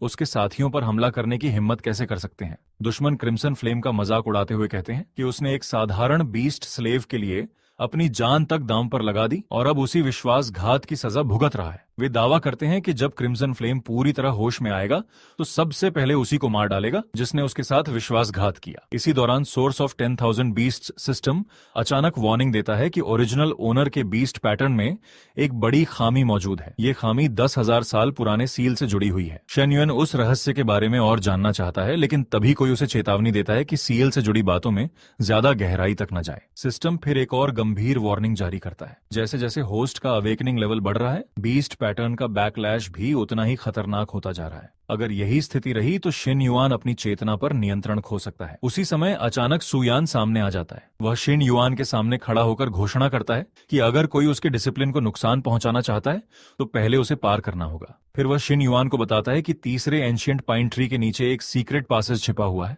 वह आदेश देता है कि शेन युआन तुरंत अपने साथियों को लेकर उस रास्ते से निकल जाए। बाकी दुश्मनों को रोकने की जिम्मेदारी वह स्वयं संभालेगा। सुयान अपनी बची हुई लाइफ स्पैन जलाकर शेन युआन को बचाने के लिए सामने आ जाता है। दुश्मन उसे बताता है कि उसने नियम तोड़ दिए हैं और अब उसके पास अधिकतम आधा घंटा ही बचा है। सुयान शेन युआन से कहता है कि यही आखिरी मदद है जो वह अपने डिसाइपल के लिए कर सकता है और उसे हर हाल में जीवित रहना होगा। इसी दौरान क्रिम्सन लायन किंग ची यान को देखकर गुस्से में उस पर हमला करने दौड़ पड़ता है, लेकिन सिस्टम तुरंत डिटेक्ट करता है कि ची यान का एक हाथ कट चुका है। उसके शरीर पर मौजूद डार्क रेड कंट्रोल थ्रेड्स लगभग 72% तक खत्म हो चुके हैं और अब उसके अंदर हमला करने की कोई मंशा नहीं है। ची यान बताता है कि हाथ कटने के बाद उसके शरीर पर लगे अधिकांश सील्स टूट गए। वह शेन युआन को यकीन दिलाता है कि जेड पेंडेंट सचमुच ओरिजिनल ओनर की थी और उसने सुयन को कोई नुकसान नहीं पहुंचाया। शेन युआन आखिरकार उस पर विश्वास करने का फैसला करता है। दूसरी ओर तियानशुआन सेक्ट में सेक्ट मास्टर आदेश देता है कि पकड़े गए व्यक्ति को हेवनली प्रिजन की सबसे गहरी कैद में डालकर 9th rank spirit locking chain से बांधा जाए। ज़ो युन को सोल सर्चिंग टेक्निक से उसकी पहचान और बीस्ट पैटर्न्स का रहस्य पता लगाने का आदेश मिलता है। उसी समय टियांची खबर देता है कि शेन युआन और उसके साथी घायल हालत में सीक्रेट पैसेज से भाग निकले हैं। सेक्ट मास्टर तुरंत 2 एल्डर्स और कई डिसाइपल्स को उन्हें जिंदा पकड़ने भेज देता है। पीछा करते हुए टियांशुआन सेक्ट के लोग शेन युआन को आत्मसमर्पण करने के लिए कहते हैं और उसे जान से मारने की धमकी देते हैं। तभी Shane yuan remote summoning activate करता है। बाहर मौजूद सपोर्ट स्पिरिट बीस्ट्स तुरंत युद्ध भूमि में पहुंच जाते हैं। शेन युआन के बीस्ट कंपनीज दुश्मनों पर टूट पड़ते हैं और उनके फॉर्मेशन को बिखेर देते हैं। साथ ही उसे जल्दी आगे बढ़ने के लिए कहते हैं क्योंकि दुश्मनों की ओर रीइंफोर्समेंट आने वाली है। लड़ाई के दौरान शेन युएन अपने घायल साथी की मदद करना चाहता है, लेकिन उसे बताया जाता है कि समय बहुत कम है। तभी पीछा कर रहे लोग घोषणा करते हैं कि सु यन पहले ही हार चुका है और उसे 9th rank spirit locking chain से बांध दिया गया है। अगर शेन युएन उसे बचाना चाहता है तो उसे अपने सारे रहस्य सौंपने होंगे। तियानशुन सेक्ट के लोग शेन युएन और उसके साथियों को घेर लेते हैं। तभी क्रिम्सन लायन किंग बीच में आकर घोषणा करता है कि जो भी ओरिजिनल ओनर और उसके तीसरे भाई को मारना चाहता है उसे पहले उसकी लाश पार करनी होगी। वह अपनी सोल बर्निंग टेक्निक एक्टिवेट कर देता है। अपनी जान की कीमत पर वह दुश्मनों को रोकता है और अपने तीसरे भाई से आखिरी बार जीवित रहने की विनती करता है। उसकी कुर्बानी देखकर शेन युएन और बाकी सभी स्तब्ध रह जाते हैं। क्रिम्सन लायन किंग की कुर्बानी के साथ ही शेन युएन के अंदर की शक्ति पूरी तरह बदलने लगती है। दुश्मन महसूस करते हैं कि उसके शरीर से नेसेंट सोल रियल्म की ऑरा निकल रही है। सोर्स ऑफ 10,000 बीस्ट सिस्टम तुरंत इमरजेंसी प्रोटेक्शन मैकेनिज्म एक्टिवेट करता है। अवेकनिंग लेवल अचानक 43% तक पहुंच जाता है। वेन हाई फॉर्म अनलॉक होती है और 10,000 बीस्ट रेजोनेंस शुरू हो जाती है। सिस्टम चेतावनी देता है कि उसका गोल्डन कोर टूटने वाला है, लेकिन ब्रेक थ्रू रुकता नहीं। कुछ ही क्षणों में शेन युआन सफलतापूर्वक नेसेंट सोल रियल में प्रवेश कर जाता है। ब्रेक थ्रू पूरा होते ही 10,000 बीस्ट रेजोनेंस की फीडबैक शुरू हो जाती है। क्रिम्सन लायन किंग की स्पिरिट वेन्स दोबारा बनती है और वह सीधे मिड नासेंट सोल रियल्म तक ब्रेक थ्रू कर जाता है। आयरन स्पाइन वुल्फ की ब्लड लाइन भी शुद्ध होकर उसकी कल्टीवेशन गोल्डन कोर पीक तक पहुंच जाती है। तियानशुन सेक्ट के सभी लोग हैरान रह जाते हैं क्योंकि शेन युएन ने कुछ ही दिनों में फाउंडेशन एस्टैब्लिशमेंट से नासेंट सोल तक का सफर तय कर लिया होता है। क्रिम्सन फ्लेम आखिरी बार शेन युएन से वादा करता है कि वह उसकी अंतिम इच्छा पूरी करेगा। दूसरी ओर जाओ युन घमंड से कहता है कि चाहे शेन युएन नासेंट सोल में पहुंच गया हो, उसकी 9 रैंक स्पिरिट लॉकिंग चेन खास तौर पर डीमन बीस्ट ब्लड लाइन्स को दबाने के लिए बनाई गई है और आज वह उसे हर हाल में मार देगा। वह स्पिरिट लॉकिंग फ्लेम का उपयोग करता है, लेकिन शेन युआन की नई शक्ति के सामने उसका हमला असरदार साबित नहीं होता। तियानशुन सेक्ट के लोग घबराकर पीछे हटने लगते हैं। शेन युआन आखिरी बार जो युन से पूछता है कि सुयान कहाँ कैद है। आखिरकार जो युन सच बता देता है कि सुयान को हेवनली प्रिजन के तीसरे स्तर की सबसे गहरी जेल में रखा गया है, जहां हेवनली डाओ अलायंस के एल्डर्स ने खुद सील लगाया है। वह चेतावनी देता है कि वहां पहुंचकर भी शेन युआन उसे नहीं बचा पाएगा। शेन युआन किसी भी धमकी की परवाह किए बिना सुयान को बचाने और चियान का बदला लेने का फैसला करता है। उधर तियानशुन सेक्ट में खबर पहुंचती है कि झाओ युन अपंग हो चुका है और कई एल्डर्स मारे जा चुके हैं या भाग गए हैं। सेक्ट मास्टर पहले ही हेवनली डाओ अलायंस के प्रोटेक्टर्स को सहायता के लिए संदेश भेज चुका होता है। उसी समय source of 10,000 beast system detect करता है कि सुयान के बीस्ट पैटर्न की लाइफ फोर्स बहुत तेजी से खत्म हो रही है। सिस्टम तुरंत रेस्क्यू करने की सलाह देता है। शेन युएन समझ जाता है कि सुयान मैन हॉल में नहीं बल्कि हेवनली प्रिजन के तीसरे स्तर की सबसे गहरी कैद में छिपाया गया है। वह तय करता है कि बाकी डीमन बीस्ट्स बाहरी क्षेत्र में हेवनली डाओ अलायंस की रीइंफोर्समेंट को रोकेंगे, जबकि वह स्वयं अपने साथियों के साथ सीधे हेवनली प्रिजन पर हमला करेगा। शेन युआन और उसके साथी तेजी से हेवनली प्रिजन के अंदर घुस जाते हैं। तियानशुन सेक्ट के डिसाइपल उन्हें रोकने की कोशिश करते हैं, लेकिन शेन युएन उन्हें पीछे हटने की चेतावनी देता है। वह पहरेदारों को आदेश देता है कि तुरंत सुयान की सेल खोलें। जैसे ही वे आगे बढ़ते हैं, सिस्टम एक और वार्निंग देता है। सामने मौजूद कोल्ड सोल लॉकिंग अरे के भीतर लेट नासेंट सोल रेल्म का एक कल्टीवेटर मौजूद है और होस्ट को पूरी सतर्कता बरतने की सलाह दी जाती है। हेवनली प्रिजन के सबसे गहरे हिस्से में पहुंचने पर एक late nascent soul cultivator Shen Yuan का रास्ता रोक लेता है। वह मानता है कि शेन युआन में कुछ क्षमता है, लेकिन घोषणा करता है कि आज वह तियानशुन सेक्ट से एक भी व्यक्ति को जिंदा नहीं ले जा पाएगा। इसके बाद वह सेक्ट का सबसे बड़ा खजाना शुआनटियन शील्ड निकालता है और दावा करता है कि नया नासेंट सोल कल्टीवेटर उसके सामने कुछ भी नहीं है। वह शेन युआन को तियानसी को छोड़ने और हेवनली डाओ अलायंस के प्रोटेक्टर्स का इंतजार करने की चेतावनी देता है। शेन युआन बिना रुके हमला करता है। सभी की हैरानी के बीच शुआनटियन शील्ड एक ही वार में टूट जाता है। तियानशुन सेक्ट का एल्डर यकीन नहीं कर पाता कि सेक्ट का हजारों वर्षों से संभाला गया सबसे बड़ा ट्रेजर इतनी आसानी से नष्ट हो गया। शेन युएन उसे बेकार धातु का टुकड़ा कहकर सुयन का स्थान पूछता है और चेतावनी देता है कि अगर तुरंत सेल का गेट नहीं खोला गया तो वह पूरे तियानशुन सेक्ट का संहार कर देगा। उसी समय हेवनली डाओ अलायंस का एक प्रोटेक्टर सामने आ जाता है। वह अपनी पहचान बताकर शेन युएन को धमकी देता है कि अगर उसने उसे मार दिया तो हेवनली डाओ अलायंस कभी उसे नहीं छोड़ेगी। तियानसी भी शेन युआन को समझाने की कोशिश करता है कि अगर वह उन्हें छोड़ दे तो उसका पिता उसे हेवनली डाओ अलायंस में शामिल करा सकता है, लेकिन शेन युआन इन बातों की कोई परवाह नहीं करता। उसे केवल सुयान की चिंता होती है। शेन युआन को सुयान मिल जाता है। वह बुरी तरह घायल और स्पिरिट लॉकिंग चेन से बंधा होता है। शेन युएन उसे संभालने की कोशिश करता है, जबकि ची यांग भी उसकी हालत देखकर टूट जाता है। दूसरी ओर टियानची डरकर शेन युएन से दया की भीख मांगने लगता है। वह अपनी गलती स्वीकार करता है और उसे छोड़ देने की विनती करता है। शेन युएन उसे याद दिलाता है कि यही 9 रैंक स्पिरिट लॉकिंग चेन्स उसने खुद बनवाई थी और इन्हीं चेन्स से सुयान को 3 दिनों तक बांधकर उसकी स्पिरिचुअल वेन्स काटी गई थी, इसलिए अब वही दर्द उसे भी सहना होगा। शेन युआन तियानसी को उन्हीं चेन्स से बांध देता है और कहता है कि ये उसी का चुना हुआ परिणाम है। इसके बाद शेन युआन तुरंत सुयान को लेकर वहां से निकलने की कोशिश करता है। सुयान उसे रोकते हुए कहता है कि उसका शरीर अब ज्यादा देर तक नहीं टिकेगा। उसके लिए सबसे बड़ी खुशी यही है कि शेन यान अब सुरक्षित और मजबूत हो चुका है। मरने से पहले सुयान आखिरकार अपनी असली पहचान बता देता है। वह कहता है कि वह वास्तव में शेन युआन का मास्टर नहीं बल्कि उसका सेवक है। 10,000 साल पहले ओरिजिनल ओनर के पास एक पर्सनल गार्ड क्लैन था, जिसका काम पीढ़ी दर पीढ़ी उसकी ब्लड लाइन की रक्षा करना था। उस क्लैन का नाम सू क्लैन था। समय बीतने के साथ पूरा क्लैन समाप्त हो गया और अंत में केवल वही अकेला बचा। सुयन बताता है कि 5 साल पहले जब उसने पहली बार शेन युएन को देखा था, तभी उसके ब्लड लाइन की विल जाग उठी थी। उसी पल उसे समझ आ गया था कि ओरिजिनल ओनर वापस लौट आया है। इसके बाद वह 10,000 साल पुराने रहस्य का खुलासा करता है। क्लैन की एंशिएंट बुक लगभग नष्ट हो चुकी थी, लेकिन उसमें 3 महत्वपूर्ण बातें बची थीं।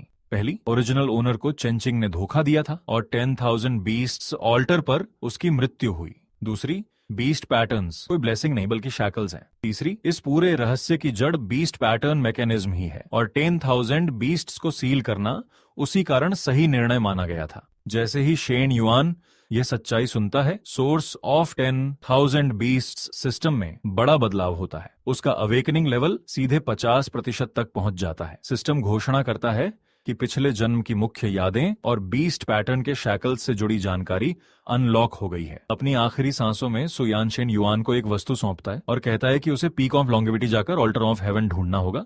वहीं उसे अपने सभी सवालों के जवाब मिलेंगे। साथ ही वह हेवनली डाओ अलायंस से सावधान रहने की चेतावनी देता है, क्योंकि वे शुरू से उसी की तलाश कर रहे हैं। इसके बाद सुयन कहता है कि ओरिजिनल ओनर की रक्षा करने का उसका कर्तव्य अब पूरा हो चुका है। उसने अपनी पूरी जिम्मेदारी निभा दी है। इतना कहकर वह हमेशा के लिए प्राण त्याग देता है। शेन युआन टूट जाता है और पहली बार उसे मास्टर कहकर पुकारते हुए जोर जोर से रोने लगता है। कुछ देर बाद शेन युआन खुद को संभालता है और सुयान से वादा करता है कि वह हर हाल में पीक ऑफ लॉन्गेविटी जाएगा, 10,000 साल पुराने रहस्य का सच सामने लाएगा और जिन लोगों ने ये सब किया है उनसे एक एक करके हिसाब चुकाएगा। दूसरी ओर हेवनली डाओ अलायंस के सामने तियानशुआन सेक्ट का सेक्ट मास्टर दया की भीख मांगता है। वह अलायंस लीडर को खुश करने के लिए एक ट्रेजर देने की बात करता है। वह बताता है कि उसने एक ट्रांसफॉर्मेशन पूल बनाया है जो इंसानों को शक्तिशाली हाफ बीस्ट वॉरियर्स में बदल सकता है। इसके लिए वह अपने ही बेटे टियांची को बलिदान देने का फैसला कर लेता है। ट्रांसफॉर्मेशन के बाद टियांची पूरी तरह बदल जाता है। वह अपने पिता से कहता है कि उसने हमेशा अपने स्वार्थ के लिए दूसरों की बलि दी है और अब कोई भी उसका उपयोग नहीं कर सकेगा। हेवनली डाओ अलायंस का व्यक्ति उसकी नई शक्ति देखकर संतुष्ट होता है और उसे अपने साथ अलायंस लीडर के पास ले जाने का फैसला करता है।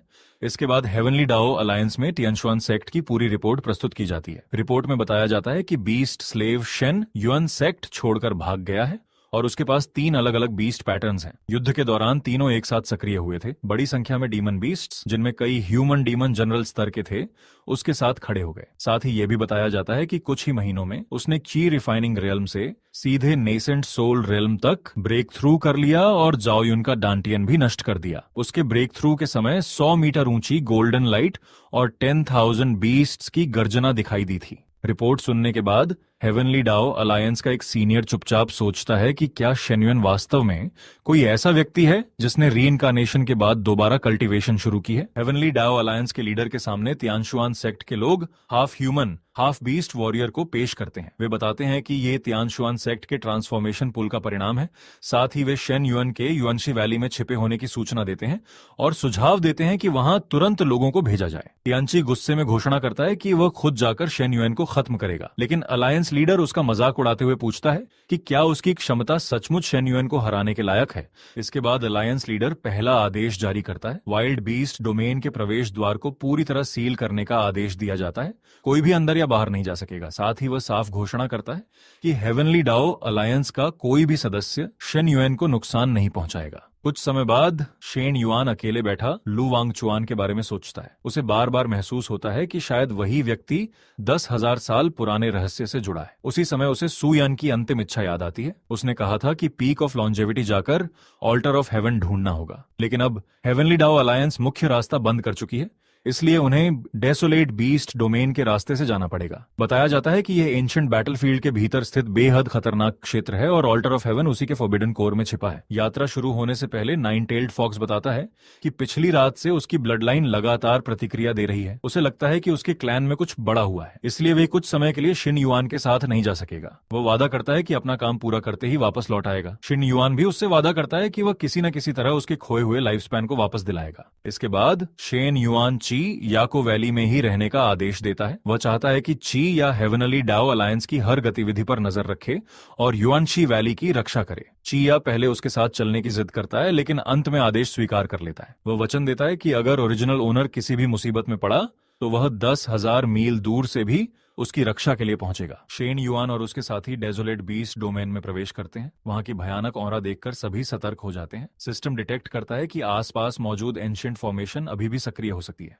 उसी समय सोर्स ऑफ 10,000 बीस्ट्स सिस्टम दक्षिण पूर्व दिशा में demon saint level blood line remnant detect करता है और तुरंत वहां जाकर जांच करने की सलाह देता है। दूसरी ओर शेनयू अकेले अपनी ताकत बढ़ाने में लगा होता है। वह गुस्से में कहता है कि सबने हमेशा उसे बेकार समझा, लेकिन अब वह पूरी दुनिया को अपनी असली शक्ति दिखाएगा। साथ ही वह कसम खाता है कि शेन युआन से 100 गुना बदला लेकर रहेगा। आगे बढ़ते हुए शेन युआन को पता चलता है कि 10,000 साल पहले इसी क्षेत्र में लाखों डीमन बीस्ट्स रहते थे। वे एक घायल बीस्ट को बचाने की कोशिश करते हैं, लेकिन सिस्टम बताता है कि उसकी ब्लड लाइन बहुत ज्यादा डिजेनरेट हो चुकी है। रेजोनेंस सिग्नल पहचानना संभव नहीं है, इसलिए सामान्य रेजोनेंस काम नहीं करेगी। सिस्टम फिजिकल मेथड अपनाने की सलाह देता है। इसी दौरान मोया की ब्लड लाइन अचानक प्रतिक्रिया देने लगती है। वुल्फ एम्परर ब्लड लाइन पूरी तरह जाग जाती है और रेजोनेंस मेमोरी एक्टिवेट हो जाती है। सिस्टम घोषणा करता है कि आयरन हैल्बर्ड वुल्फ, मोया की ancient wolf emperor blood line awakening सफल रही है।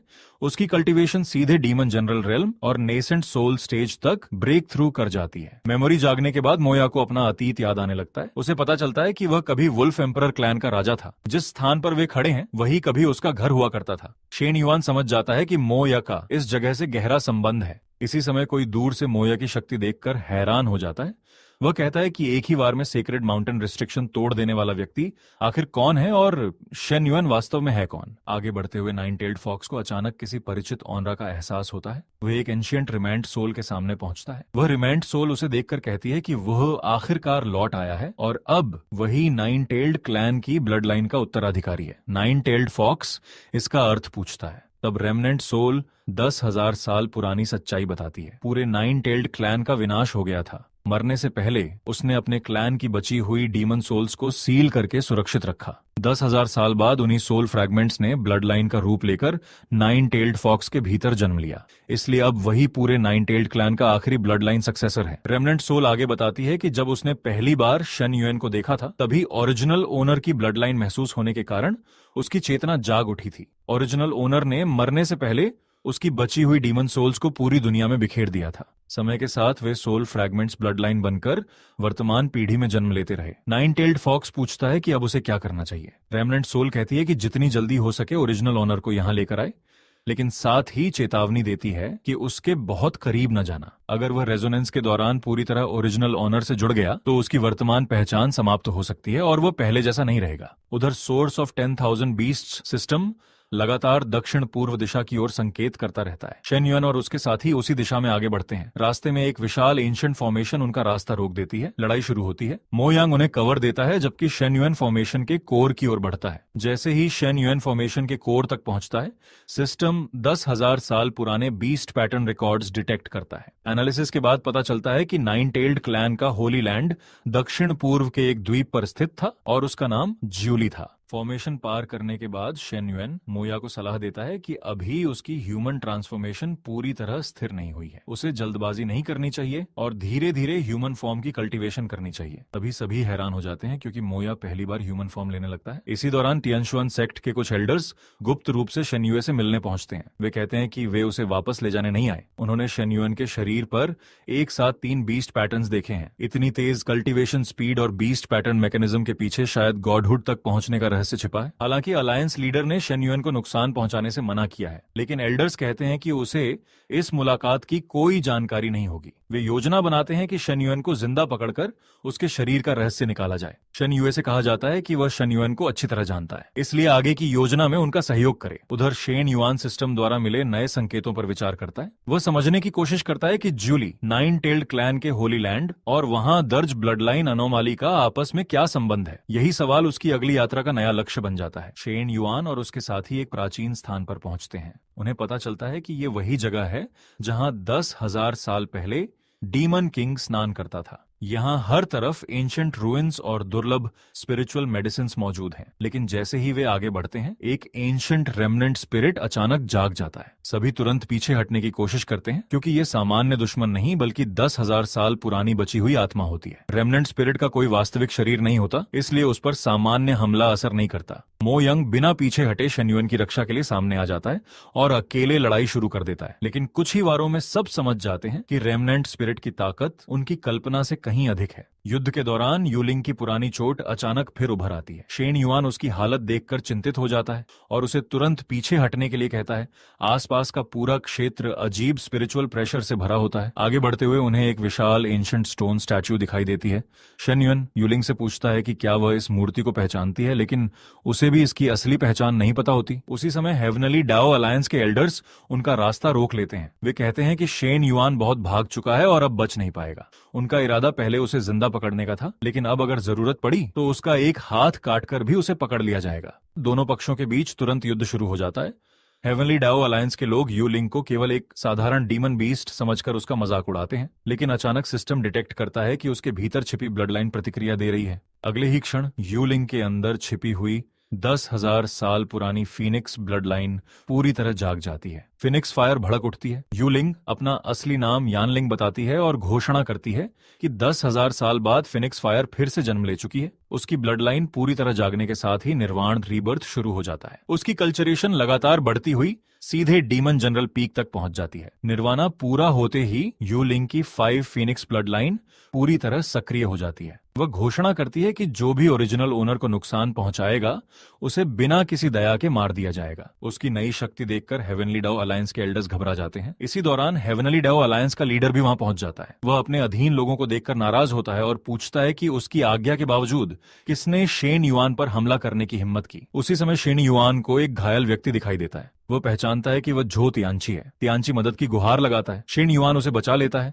और उसकी हालत की जांच करने के लिए सिस्टम एक्टिवेट करता है। सिस्टम की डायग्नोसिस के अनुसार जो तियानची की ब्लड लाइन जबरन दूसरे ब्लड लाइन के साथ फ्यूज कर दी गई है। ब्लड लाइन रिजेक्शन रेट 67% तक पहुंच चुकी है और अगर इलाज नहीं हुआ तो वह 3 महीने से ज्यादा जीवित नहीं रहेगा। शेन युआन उससे पूछता है कि उसकी यह हालत कैसे हुई। तियानची बताता है कि उसके अपने पिता ने उसे ट्रांसफॉर्मेशन पूल में धकेल दिया था। बाहर निकलने के बाद वह इंसान भी नहीं रहा और पूरी तरह हाफ बीस्ट बन गया। शेन युआन कहता है कि वह उसकी जान बचाने की कोशिश करेगा, लेकिन बदले में उसे सारी सच्चाई बतानी होगी। तियानची तैयार हो जाता है। पूछताछ के दौरान सिस्टम अचानक crimson sect blood line mark detect करता है। उसी समय शेन युआन के मन में एक आवाज गूंजती है जो उसे सीनियर ब्रदर कहकर पुकारती है। शेन युआन समझ नहीं पाता कि यह आवाज किसकी है। सिस्टम बताता है कि अवेकनिंग लेवल बढ़ने के कारण कुछ मेमोरीज अभी दबाई जा रही हैं। शेन युआन तियानसी से पूछता है कि heavenly Dao alliance beast patterns के पीछे क्यों पड़ी है और आखिर ट्रांसफॉर्मेशन पूल किसने बनाया था। तियानची बताता है कि उसके पिता ने ट्रांसफॉर्मेशन पूल नहीं बनाया था। किसी रहस्यमय व्यक्ति ने उसे पूरा फॉर्मेशन दिया था। वही व्यक्ति लंबे समय से ऐसे इंसान की तलाश कर रहा था जो बीस्ट पैटर्न एक्टिवेट कर सके। शेन युआन पूछता है कि क्या वह व्यक्ति हेवनली डाओ अलायंस का सदस्य था। तियानसी साफ कहता है कि नहीं, वह किसी दूसरी रहस्यमयी शक्ति का प्रतिनिधि था। यहाँ तक कि हेवनली डाओ अलायंस भी उसकी असली पहचान नहीं जानती थी। तियानची आगे बताता है कि जब हेवनली डाओ अलायंस का ब्लैक रोब्ड प्रोटेक्टर उसे लेने आया था, तब उसने भी उसके पिता से पूछा था कि ट्रांसफॉर्मेशन फॉर्मेशन कहां से मिला। इसका मतलब हेवनली डाओ अलायंस भी उस रहस्यमय शक्ति की जांच कर रही थी। इसके बाद तियानची एक और बड़ा रहस्य बताता है। उसके पिता ने कहा था कि उस रहस्यमय व्यक्ति का उद्देश्य डीमन बीस्ट ब्लड लाइन्स को बचाना था, लेकिन टियनशुन सेक्ट की जेल से कई डीमन बीस्ट्स गायब हो गए थे। वे भागे नहीं थे, बल्कि किसी ने उन्हें चुपचाप अपने साथ ले लिया था। शेन युआन समझ जाता है कि इस पूरे मामले के पीछे कोई बहुत बड़ी ताकत काम कर रही है। उसी समय ची या वहां पहुंच जाता है। वह झो तियानची को मारना चाहता है क्योंकि उसके शरीर में उसकी क्लैन की ब्लड लाइन मौजूद है, लेकिन शेन युआन उसे रोक देता है। वह कहता है कि तियानची अभी नहीं मर सकता क्योंकि उसके पास बहुत महत्वपूर्ण जानकारी है। शेन युआन अनुमान लगाता है कि कोई रहस्यमयी संगठन कई ह्यूमन सेक्ट्स में घुस चुका है और पर्दे के पीछे से सब कुछ नियंत्रित कर रहा है। सबसे पहले उस असली दुश्मन की पहचान करना जरूरी है। इसी दौरान गार्डन मास्टर वहां पहुंचता है। वो बताता है कि थोड़ी देर पहले लू वांगचुआन की डिवाइन सेंस यहां आई थी और उसने हेवनली डाओ अलायंस के 2 लॉ एनफोर्समेंट एल्डर्स को मार डाला। ये सुनकर सभी तुरंत वहां से निकलने का फैसला करते हैं। रास्ते में शेन युआन फिर तियानसी से पूछता है कि 5 साल पहले उसे सीनियर ब्रदर कहकर किसने पुकारा था। तियानसी हेवनली डाओ अलायंस और उस रहस्यमयी संगठन के बारे में विस्तार से बताना शुरू करता है। वो बताता है कि हेवनली डाओ अलायंस का लीडर लू वांगचुआन है। पहले तियानशुआन सेक्ट केवल हेवनली डाओ अलायंस के आदेश पर डीमन बीस्ट्स को सील करती थी, लेकिन बाद में एक रहस्यमय व्यक्ति आया और आदेश बदल गए। अब डीमन बीस्ट्स को केवल सील नहीं बल्कि चुपचाप मारकर उनकी ब्लड लाइन्स निकालने का आदेश मिलने लगा। सबसे बड़ी बात यह थी कि इस पूरे अभियान की जानकारी हेवनली डाओ अलायंस से भी छिपाई जा रही थी। तियानसी बताता है कि उसके पिता को 2 अलग अलग संगठनों से एक जैसा आदेश मिला था, अगर किसी के शरीर पर बीस्ट पैटर्न दिखाई दे तो तुरंत उसकी सूचना दी जाए। शेन युआन समझ जाता है कि दोनों संगठन उसी की तलाश कर रहे हैं। तियानसी आगे बताता है कि जब लू वांगचुआन को शेन युआन के बीस्ट पैटर्न के बारे में पता चला तब उसने 2 आदेश जारी किए। पहला, पूरे वाइल्ड बीस्ट डोमेन को सील कर दिया जाए ताकि कोई अंदर या बाहर न जा सके। दूसरा, हेवनली डाओ अलायंस का कोई भी सदस्य शेन युआन को नुकसान न पहुंचाए। ये सुनकर शेन युआन पूरी तरह उलझ जाता है। अब उसके सामने 3 अलग अलग नाम हैं, हेवनली डाओ अलायंस, रहस्यमय संगठन और लू वांगचुआन। उसे समझ नहीं आता कि असली दुश्मन आखिर कौन है और अब तक उसका हर अनुमान शायद गलत था। उसी समय सिस्टम एक नई दिशा डिटेक्ट करता है। किसी अज्ञात पदार्थ की बची हुई स्पिरिचुअल ऑनरा आगे महसूस होती है। शेन युआन उसी दिशा में बढ़ने का फैसला करता है। रास्ते में जूली बताती है कि जाओ तियानची के शरीर पर वही अजीब ऊर्जा मौजूद है जो पहले ची यन के शरीर में थी। फर्क सिर्फ इतना है कि उसकी मात्रा बहुत कम है, जैसे किसी चीज का केवल रेजिडुअल ट्रेस बचा हो।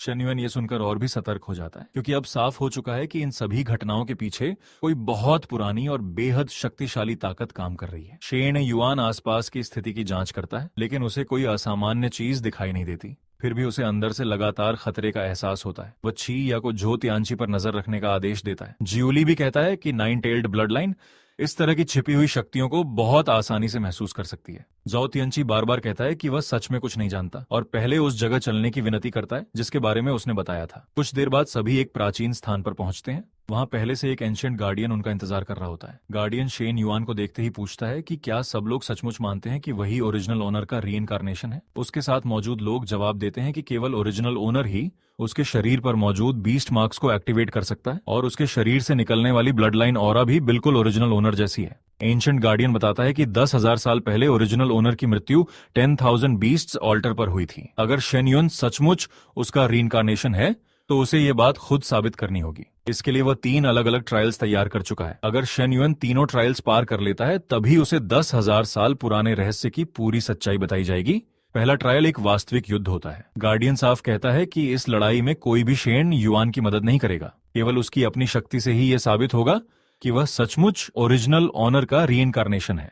शेन युआन अकेले लड़ाई में उतरता है और ट्रायल सफलतापूर्वक पूरा कर लेता है। इसके बाद दूसरा ट्रायल शुरू होता है। ये इल्यूजन ट्रायल होता है। ट्रायल शुरू होते ही सोर्स ऑफ 10,000 बीस्ट्स सिस्टम सक्रिय हो जाता है। सिस्टम घोषणा करता है कि होस्ट का अवेकनिंग लेवल बढ़कर 60% हो गया है और 10,000 साल पुरानी कोर मेमोरीज धीरे धीरे अनलॉक होने लगी हैं। लेकिन मेमोरीज के साथ शेन युआन पर भारी मानसिक दबाव पड़ने लगता है। उसके साथ ही देखते हैं कि अगर यह स्थिति ज्यादा देर तक रही तो उसकी जान भी जा सकती है। एंशिएंट गार्डियन शांत रहता है और कहता है कि अगर शेन युआन इतना दबाव भी सहन नहीं कर सकता तो वह असली डीमन सेंट का रीइंकार्नेशन नहीं हो सकता। इसी दौरान सिस्टम अचानक एक नई रेजोनेंस डिटेक्ट करता है। 9 tailed demon saint blood line सक्रिय हो जाती है। रिटर्न टू हार्ट रेजोनेंस शुरू होती है और टारगेट के रूप में 9 टेल्ड सेलेस्टियल फॉक्स को चुना जाता है। सिस्टम घोषणा करता है कि ज्यूली की टॉप ग्रेड 9ली ब्लड लाइन पूरी तरह जाग चुकी है। उसी क्षण शेन युआन का 4th बीस्ट मार्क अनलॉक हो जाता है। नई बीस्ट मार्क उसके एजिलिटी, सोल परसेप्शन और स्पिरिट बीस्ट डायग्नोसिस को पहले से कहीं अधिक शक्तिशाली बना देती है। इसके साथ ही 4 beast pattern super position mode activate हो जाता है। सिस्टम घोषणा करता है कि शेन युआन की कल्चरेशन बढ़कर मिड नेसेंट सोल रियलम तक पहुंच गई है। रेजोनेंस पूरा होने के बाद जूली अपनी ब्लड लाइन पूरी तरह शेन युआन को सौंप देता है। उसी समय सिस्टम फिर घोषणा करता है कि अवेकनिंग लेवल बढ़कर 65% हो गया है और 9 टेल्ड डीमन सेंट की 10,000 साल पुरानी मेमोरी इनहेरिटेंस सफलतापूर्वक प्राप्त हो गई है। एंशिएंट गार्डियन मुस्कुराकर कहता है कि शेन युआन तीसरा ट्रायल भी सफलतापूर्वक पार कर चुका है। तभी ज्यूली समझ जाता है कि वास्तव में परीक्षा शेन युआन की नहीं बल्कि उसकी ली जा रही थी। एंशिएंट गार्डियन केवल यह देखना चाहता था कि क्या ज्यूली ओरिजिनल ऑनर के लिए अपनी जान तक देने को तैयार है। एंशिएंट गार्डियन बताता है कि उसकी रेमनेंट सोल अब समाप्त होने वाली है। वह शेन युआन से अनुरोध करता है कि अब इस दुनिया में नाइन टेल्ड क्लैन की आखिरी ब्लड लाइन केवल ज्यूली ही है। रेजोनेंस के बाद भविष्य में वही नया नाइन टेल्ड डीमन सेंट बनेगा, इसलिए शेन युआन से वह ज्यूली की रक्षा करने का वचन मांगता है। विदा होने से पहले एंशिएंट गार्डियन एक और चेतावनी देता है। वह कहता है कि सबसे अधिक सावधान लू वुमिंग से रहना। यह नाम सुनकर शेन युआन चौंक जाता है, क्योंकि अब तक वह केवल लू वांगचुआन का नाम जानता था। शेन युआन महसूस करता है कि उसकी मेमोरीज में कुछ नए दृश्य जुड़ गए हैं, लेकिन वे पूरी तरह बिखरे हुए हैं और अभी किसी निष्कर्ष तक पहुंचना संभव नहीं है। उसके साथी उसे भरोसा दिलाते हैं कि समय आने पर पूरी सच्चाई सामने आ जाएगी। कुछ दूर आगे बढ़ने पर सोर्स ऑफ 10,000 बीस्ट सिस्टम फिर वार्निंग देता है। सिस्टम डिटेक्ट करता है कि सामने कई नेसेंट सोल कल्टीवेटर्स मौजूद हैं जो पूरी तरह नियंत्रण खो चुके हैं। उनके पास कोई आत्मा नहीं बची और वे केवल किसी बाहरी शक्ति के आदेश पर चल रहे हैं। शेन युआन तुरंत पहचान लेता है कि उनके शरीर से वही ऊर्जा निकल रही है जो पहले ची यान के शरीर में थी, लेकिन यह शक्ति उससे लगभग 100 गुना अधिक है। तभी सामने मौजूद नियंत्रित कल्टीवेटर घोषणा करता है कि वह ओरिजिनल ऑनर का 10,000 साल से इंतजार कर रहा था। वह शेन युआन को चुनौती देता है और कहता है कि अब वह देखना चाहता है कि ओरिजिनल ऑनर पहले से कितना शक्तिशाली हुआ है। युद्ध शुरू होते ही शेन युआन समझ जाता है कि ये लोग दर्द महसूस ही नहीं करते। चाहे जितनी चोट लगे, वे बिना रुके लड़ते रहते हैं और कुछ ही क्षणों में अपने घाव भी भर लेते हैं। इसी लड़ाई के दौरान जाओ तियांची की हालत अचानक बिगड़ने लगती है। वह भी धीरे धीरे अपनी चेतना खोने लगता है। उसी समय सिस्टम डिटेक्ट करता है कि उसके शरीर का हार्टबीट कंट्रोल सेंटर किसी बाहरी वस्तु से नियंत्रित हो रहा है। सिस्टम तुरंत उसकी छाती पर लटके जेड पेंडेंट की ओर संकेत करता है। शेन युआन बिना देर किए पेंडेंट को तोड़ देता है। पेंडेंट टूटते ही झो तियांची पर बना नियंत्रण समाप्त हो जाता है। दूर कहीं बैठा रहस्यमय व्यक्ति यह सब महसूस करता है। वह कहता है कि इस बार ओरिजिनल ओनर को पहले से कहीं अधिक लाभ मिला है, लेकिन इतनी शक्ति भी अंत में उसे नहीं बचा पाएगी। वह भविष्य में दोबारा मिलने की बात कहकर अपनी चेतना वापस खींच लेता है। पेंडांट की जांच करने पर पता चलता है कि वह टियनशुआन सेक्ट के इनर डिसाइपल की पहचान का साधारण टोकन था। जाओ तियांची बताता है कि वह हमेशा से उसी के पास था। शेन युआन तुरंत समझ जाता है कि तियानशुआन सेक्ट बहुत पहले से ही उस रहस्यमयी शक्ति के नियंत्रण में था। उसी समय दूसरी ओर कोई व्यक्ति छिंगली से कहता है कि ओरिजिनल ओनर सचमुच रेइनकार्नेट हो चुका है, इसलिए अब उसे दूसरी बार भी मारना होगा। ये सुनते ही शेन युआन के सभी साथी तुरंत वहां से निकलने का फैसला करते हैं, क्योंकि उन्हें यकीन हो जाता है कि दुश्मन ने पहले से अगली योजना तैयार कर रखी है। रास्ते में जूली एक महत्वपूर्ण बात याद करता है। वह बताता है कि 10,000 साल पहले जब ओरिजिनल ओनर की कल्टीवेशन नष्ट हो गई थी, तब उसने उस व्यक्ति को देखा था जिसने उसे मारा था। उस व्यक्ति के हाथों पर भी वही डार्क रेड लाइंस थीं जो आज नियंत्रित कल्टीवेटर्स के शरीर पर दिखाई देती हैं। शेन युआन तुरंत सोचने लगता है कि शायद वह व्यक्ति लू वांगचुआन नहीं बल्कि एंशिएंट गार्डियन द्वारा बताया गया लू वुमिंग था, लेकिन उसकी अपनी मेमोरीज अभी भी अधूरी हैं, इसलिए वह पूरी सच्चाई याद नहीं कर पाता। आगे बढ़ते ही सिस्टम फिर सक्रिय हो जाता है। अवेकनिंग लेवल बढ़कर 67% हो जाता है और कुछ नई एंशिएंट मेमोरीज अनलॉक होती हैं। साथ ही सिस्टम एक और एंशिएंट गार्डियन को डिटेक्ट करता है, चोंगची। लेकिन चोंगची की स्थिति सामान्य नहीं होती। वह मिड नेसेंट सोल रियल में होने के बावजूद किसी बाहरी शक्ति के नियंत्रण में होता है। वह जूली को देखकर उसका मजाक उड़ाता है और कहता है कि उसने 10,000 साल पहले भी नाइन टेल्ड क्लैन का ब्लड पिया था। शेन युआन तुरंत पहचान लेता है कि यही 10,000 साल पहले ओरिजिनल ओनर का गार्डियन था। जूली उसे चेतावनी देता है कि चुंकी अपनी इच्छा से नहीं लड़ रहा, वह भी किसी अज्ञात शक्ति द्वारा नियंत्रित किया जा रहा है। लड़ाई शुरू होते ही सिस्टम डार्क रेड थ्रेड्स का विश्लेषण करता है। एनालिसिस के बाद पता चलता है कि इन थ्रेड्स का वास्तविक कोर क्वांगची की माइंड फ्रीक्वेंसी कंट्रोल है। यह साधारण पॉइजन या सील नहीं, बल्कि फ्रीक्वेंसी रेजोनेंस इंटरफेरेंस है, जिसके द्वारा किसी की चेतना पर पूरी तरह नियंत्रण किया जा सकता है। सिस्टम निष्कर्ष निकालता है कि अगर इस फ्रीक्वेंसी रेजोनेंस को तोड़ दिया जाए तो नियंत्रित व्यक्ति को पूरी तरह मुक्त किया जा सकता है। यही अब शेन युआन का अगला लक्ष्य बन जाता है। शेन युआन और उसके साथी क्वांगची के शरीर पर मौजूद डार्क रेड थ्रेड्स का विश्लेषण करने लगते हैं। सिस्टम बताता है कि इन थ्रेड्स का मूल कारण माइंड फ्रीक्वेंसी कंट्रोल है। यह साधारण पॉइजन या सील नहीं, बल्कि एक विशेष फ्रीक्वेंसी रेजोनेंस है जिसके माध्यम से किसी की चेतना पूरी तरह नियंत्रित की जा सकती है। अगर इस फ्रीक्वेंसी को तोड़ दिया जाए तो नियंत्रित व्यक्ति को मुक्त किया जा सकता है। कुछ देर बाद शेन युआन सामान्य अवस्था में लौट आता है। उसके साथी उससे पूछते हैं कि अभी उसके साथ क्या हुआ था। शेन युआन बताता है कि उसके बाएं हाथ की स्पिरिट वेन टूटने के बाद उसकी सोल परसेप्शन अस्थिर हो गई है। अब वह अनजाने में अपने आसपास के लोगों की मेमोरीज पढ़ लेता है। इसी दौरान उसने कुछ महत्वपूर्ण दृश्य भी देखे हैं। इसके बाद वे ऑल्टर के नीचे मौजूद हिस्से की ओर ध्यान देते हैं। शेन युआन महसूस करता है कि उस ऑल्टर के नीचे हमेशा से कोई रहस्य छिपा हुआ है। नाइन टेल्ड डीमन सेंट की रेमनेंट सोल ने कभी भी किसी को वहां जाने नहीं दिया था। आगे बढ़ने पर उन्हें कई ऐसे लोग दिखाई देते हैं जिनके शरीर इमॉर्टल सोर्ड एनर्जी से जल रहे होते हैं। शेन युएन समझ नहीं पाता कि उनके साथ आखिर हुआ क्या है। उसी समय सिस्टम घोषणा करता है कि नाइन टेल्ड फॉक्स की रेजोनेंस ने केवल उसकी कुछ मेमोरीज ही जगाई हैं। अवेकनिंग लेवल बढ़कर 70% हो जाता है। साथ ही उससे पूछते हैं कि उसे क्या दिखाई दिया। शेन युआन बताता है कि उसने मेमोरी फ्रेगमेंट्स में देखा कि नाइन टेल्ड फॉक्स क्लैन का विनाश एक अकेले व्यक्ति और उसके नियंत्रण में मौजूद एक नियंत्रित योद्धा ने मिलकर किया था। पूरा क्लैन इसलिए मारा गया क्योंकि वे उसके सीनियर ब्रदर की रक्षा कर रहे थे। शेन युआन धीरे धीरे एक और बात याद करता है। उसे याद आता है कि उसके सीनियर ब्रदर हमेशा कहा करते थे कि मनुष्य और डीमन बीस्ट्स एक ही परिवार हैं। अचानक उसके मन में एक नाम स्पष्ट हो जाता है। वह कहता है कि अब उसे लू वुमिन याद आ गया है। उसे अपने सपनों में भी वही व्यक्ति दिखाई देता था। शेन युआन कसम खाता है कि वह 10,000 बीस्ट्स ऑल्टर पर जाकर उस दिन की पूरी सच्चाई जरूर पता लगाएगा। उसी समय सिस्टम बताता है कि 10,000 साल की मेमोरी एक्यूमुलेशन ने ओवरलोड रेजोनेंस ट्रिगर कर दिया है। इस रेजोनेंस से पूरी टीम को लाभ मिलता है। जूली की खोई हुई विटैलिटी पूरी तरह वापस आ जाती है।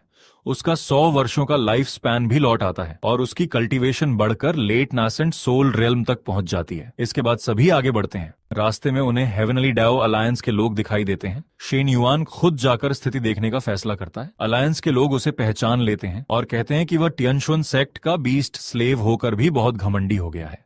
वे कहते हैं कि केवल सेक्ट मास्टर के आदेश की वजह से अब तक किसी ने उस पर हमला नहीं किया। शेन युआन उन्हें बिना डरे जवाब देता है। वो कहता है कि जाकर लुवांगचुआन से कह दो कि उसके सीनियर ब्रदर को अब सब कुछ याद आने लगा है। इसके बाद शेन युआन अपनी टीम को अलग अलग काम सौंपता है। वह ची या को युलिंग के साथ वैली वापस भेजता है। पहला आदेश ये होता है कि झाओ तियानसी को तियानशुआन सेक्ट वापस छोड़ दिया जाए ताकि वह उन लोगों के बीच लौट सके जो अभी भी उसे याद करते हैं। दूसरा आदेश ये होता है कि टियनशुआन सेक्ट के खंडहरों के नीचे छिपे ट्रांसफॉर्मेशन पूल को ढूंढकर पूरी तरह नष्ट कर दिया जाए, क्योंकि वही सारी घटनाओं की जड़ है। छिया इस योजना को बहुत जोखिम भरा बताता है, लेकिन शेन युआन कहता है कि यदि उसका अनुमान सही है तो कोई छिपा हुआ सहयोगी डिवाइन ट्रांसफॉर्मेशन आर्टिफैक्ट की मदद से उनकी सहायता कर रहा है। शेन युआन अपनी टीम से कहता है कि सारे काम पूरे करने के बाद सभी 10,000 बीस्ट्स पीक पर मिलेंगे। सब लोग उसकी आज्ञा मानकर अलग अलग दिशाओं में निकल जाते हैं। शेन युआन अकेले आगे बढ़ता है। तभी सिस्टम एक और एंशिएंट गार्डियन डिटेक्ट करता है। ये व्हाइट टाइगर यानी शुआनमिंग के 8 महान डीमन किंग्स में से एक होता है। उसकी cultivation early nascent soul realm में होती है और वह किसी प्रकार की शत्रुता नहीं दिखाता। व्हाइट टाइगर शेन युआन को पहचान लेता है। वह ह्यूमन फॉर्म लेकर सामने आता है और खुद को ओरिजिनल ओनर का 8 गार्डियन बताता है। वह हंसते हुए कहता है कि 10,000 साल बाद भी शेन युआन पहले जैसा ही जिद्दी है। इसके बाद व्हाइट टाइगर अपने 10,000 साल पुराने अनुभव बताता है। वह कहता है कि ओरिजिनल ओनर की डीमन सोल बार बार टूटती और फिर जुड़ती रही। कभी उसकी कल्टीवेशन पूरी तरह गिर जाती थी, फिर अचानक वापस लौट आती थी। बाद में वह पूरी तरह गायब हो गया। व्हाइट टाइगर और 7th गार्डियन को हजारों साल तक अपनी शक्ति वापस पाने के लिए प्रतीक्षा करनी पड़ी।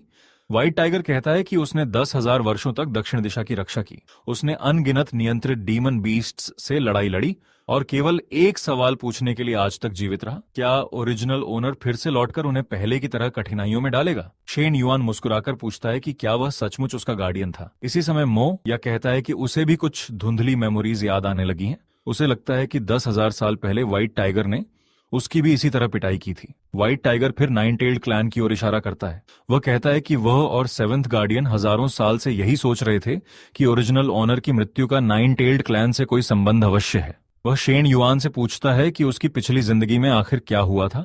इसी समय सिस्टम एक और एंशिएंट गार्डियन डिटेक्ट करता है। इस बार सामने आता है एंशिएंट श्वानवू क्रेसेंट मून, जो 8 महान डीमन किंग्स में 7th गार्डियन है। उसकी cultivation mid nascent soul realm तक पहुंच चुकी होती है। उसकी विशेष क्षमता प्रोफेसी आई होती है। 7th गार्डियन आते ही व्हाइट टाइगर को डांटता है और कहता है कि उसे ओरिजिनल ओनर के सामने सम्मान से व्यवहार करना चाहिए। इसके बाद वह शेन युआन के सामने झुककर घोषणा करता है कि उसने उत्तर दिशा की 10,000 वर्षों तक रक्षा की और अब अपने ओरिजिनल ओनर के पास वापस लौट आया है। सभी एक साथ बैठकर अब तक हुई घटनाओं पर चर्चा करते हैं। शेन युआन शुरुआत से पूरी यात्रा बताता है। वह कहता है कि रास्ते में हेवनली डाओ अलायंस के 2 लेट नेसेंट सोल एल्डर्स ने उसका पीछा किया था। युलिंग ने उसकी रक्षा के लिए निर्वाण लेकर पुनर्जन्म लिया। बाद में लू वांगचुआन की डिवाइन सेंस आकाश से उतरी और उसी रात उन दोनों एल्डर्स को मार दिया।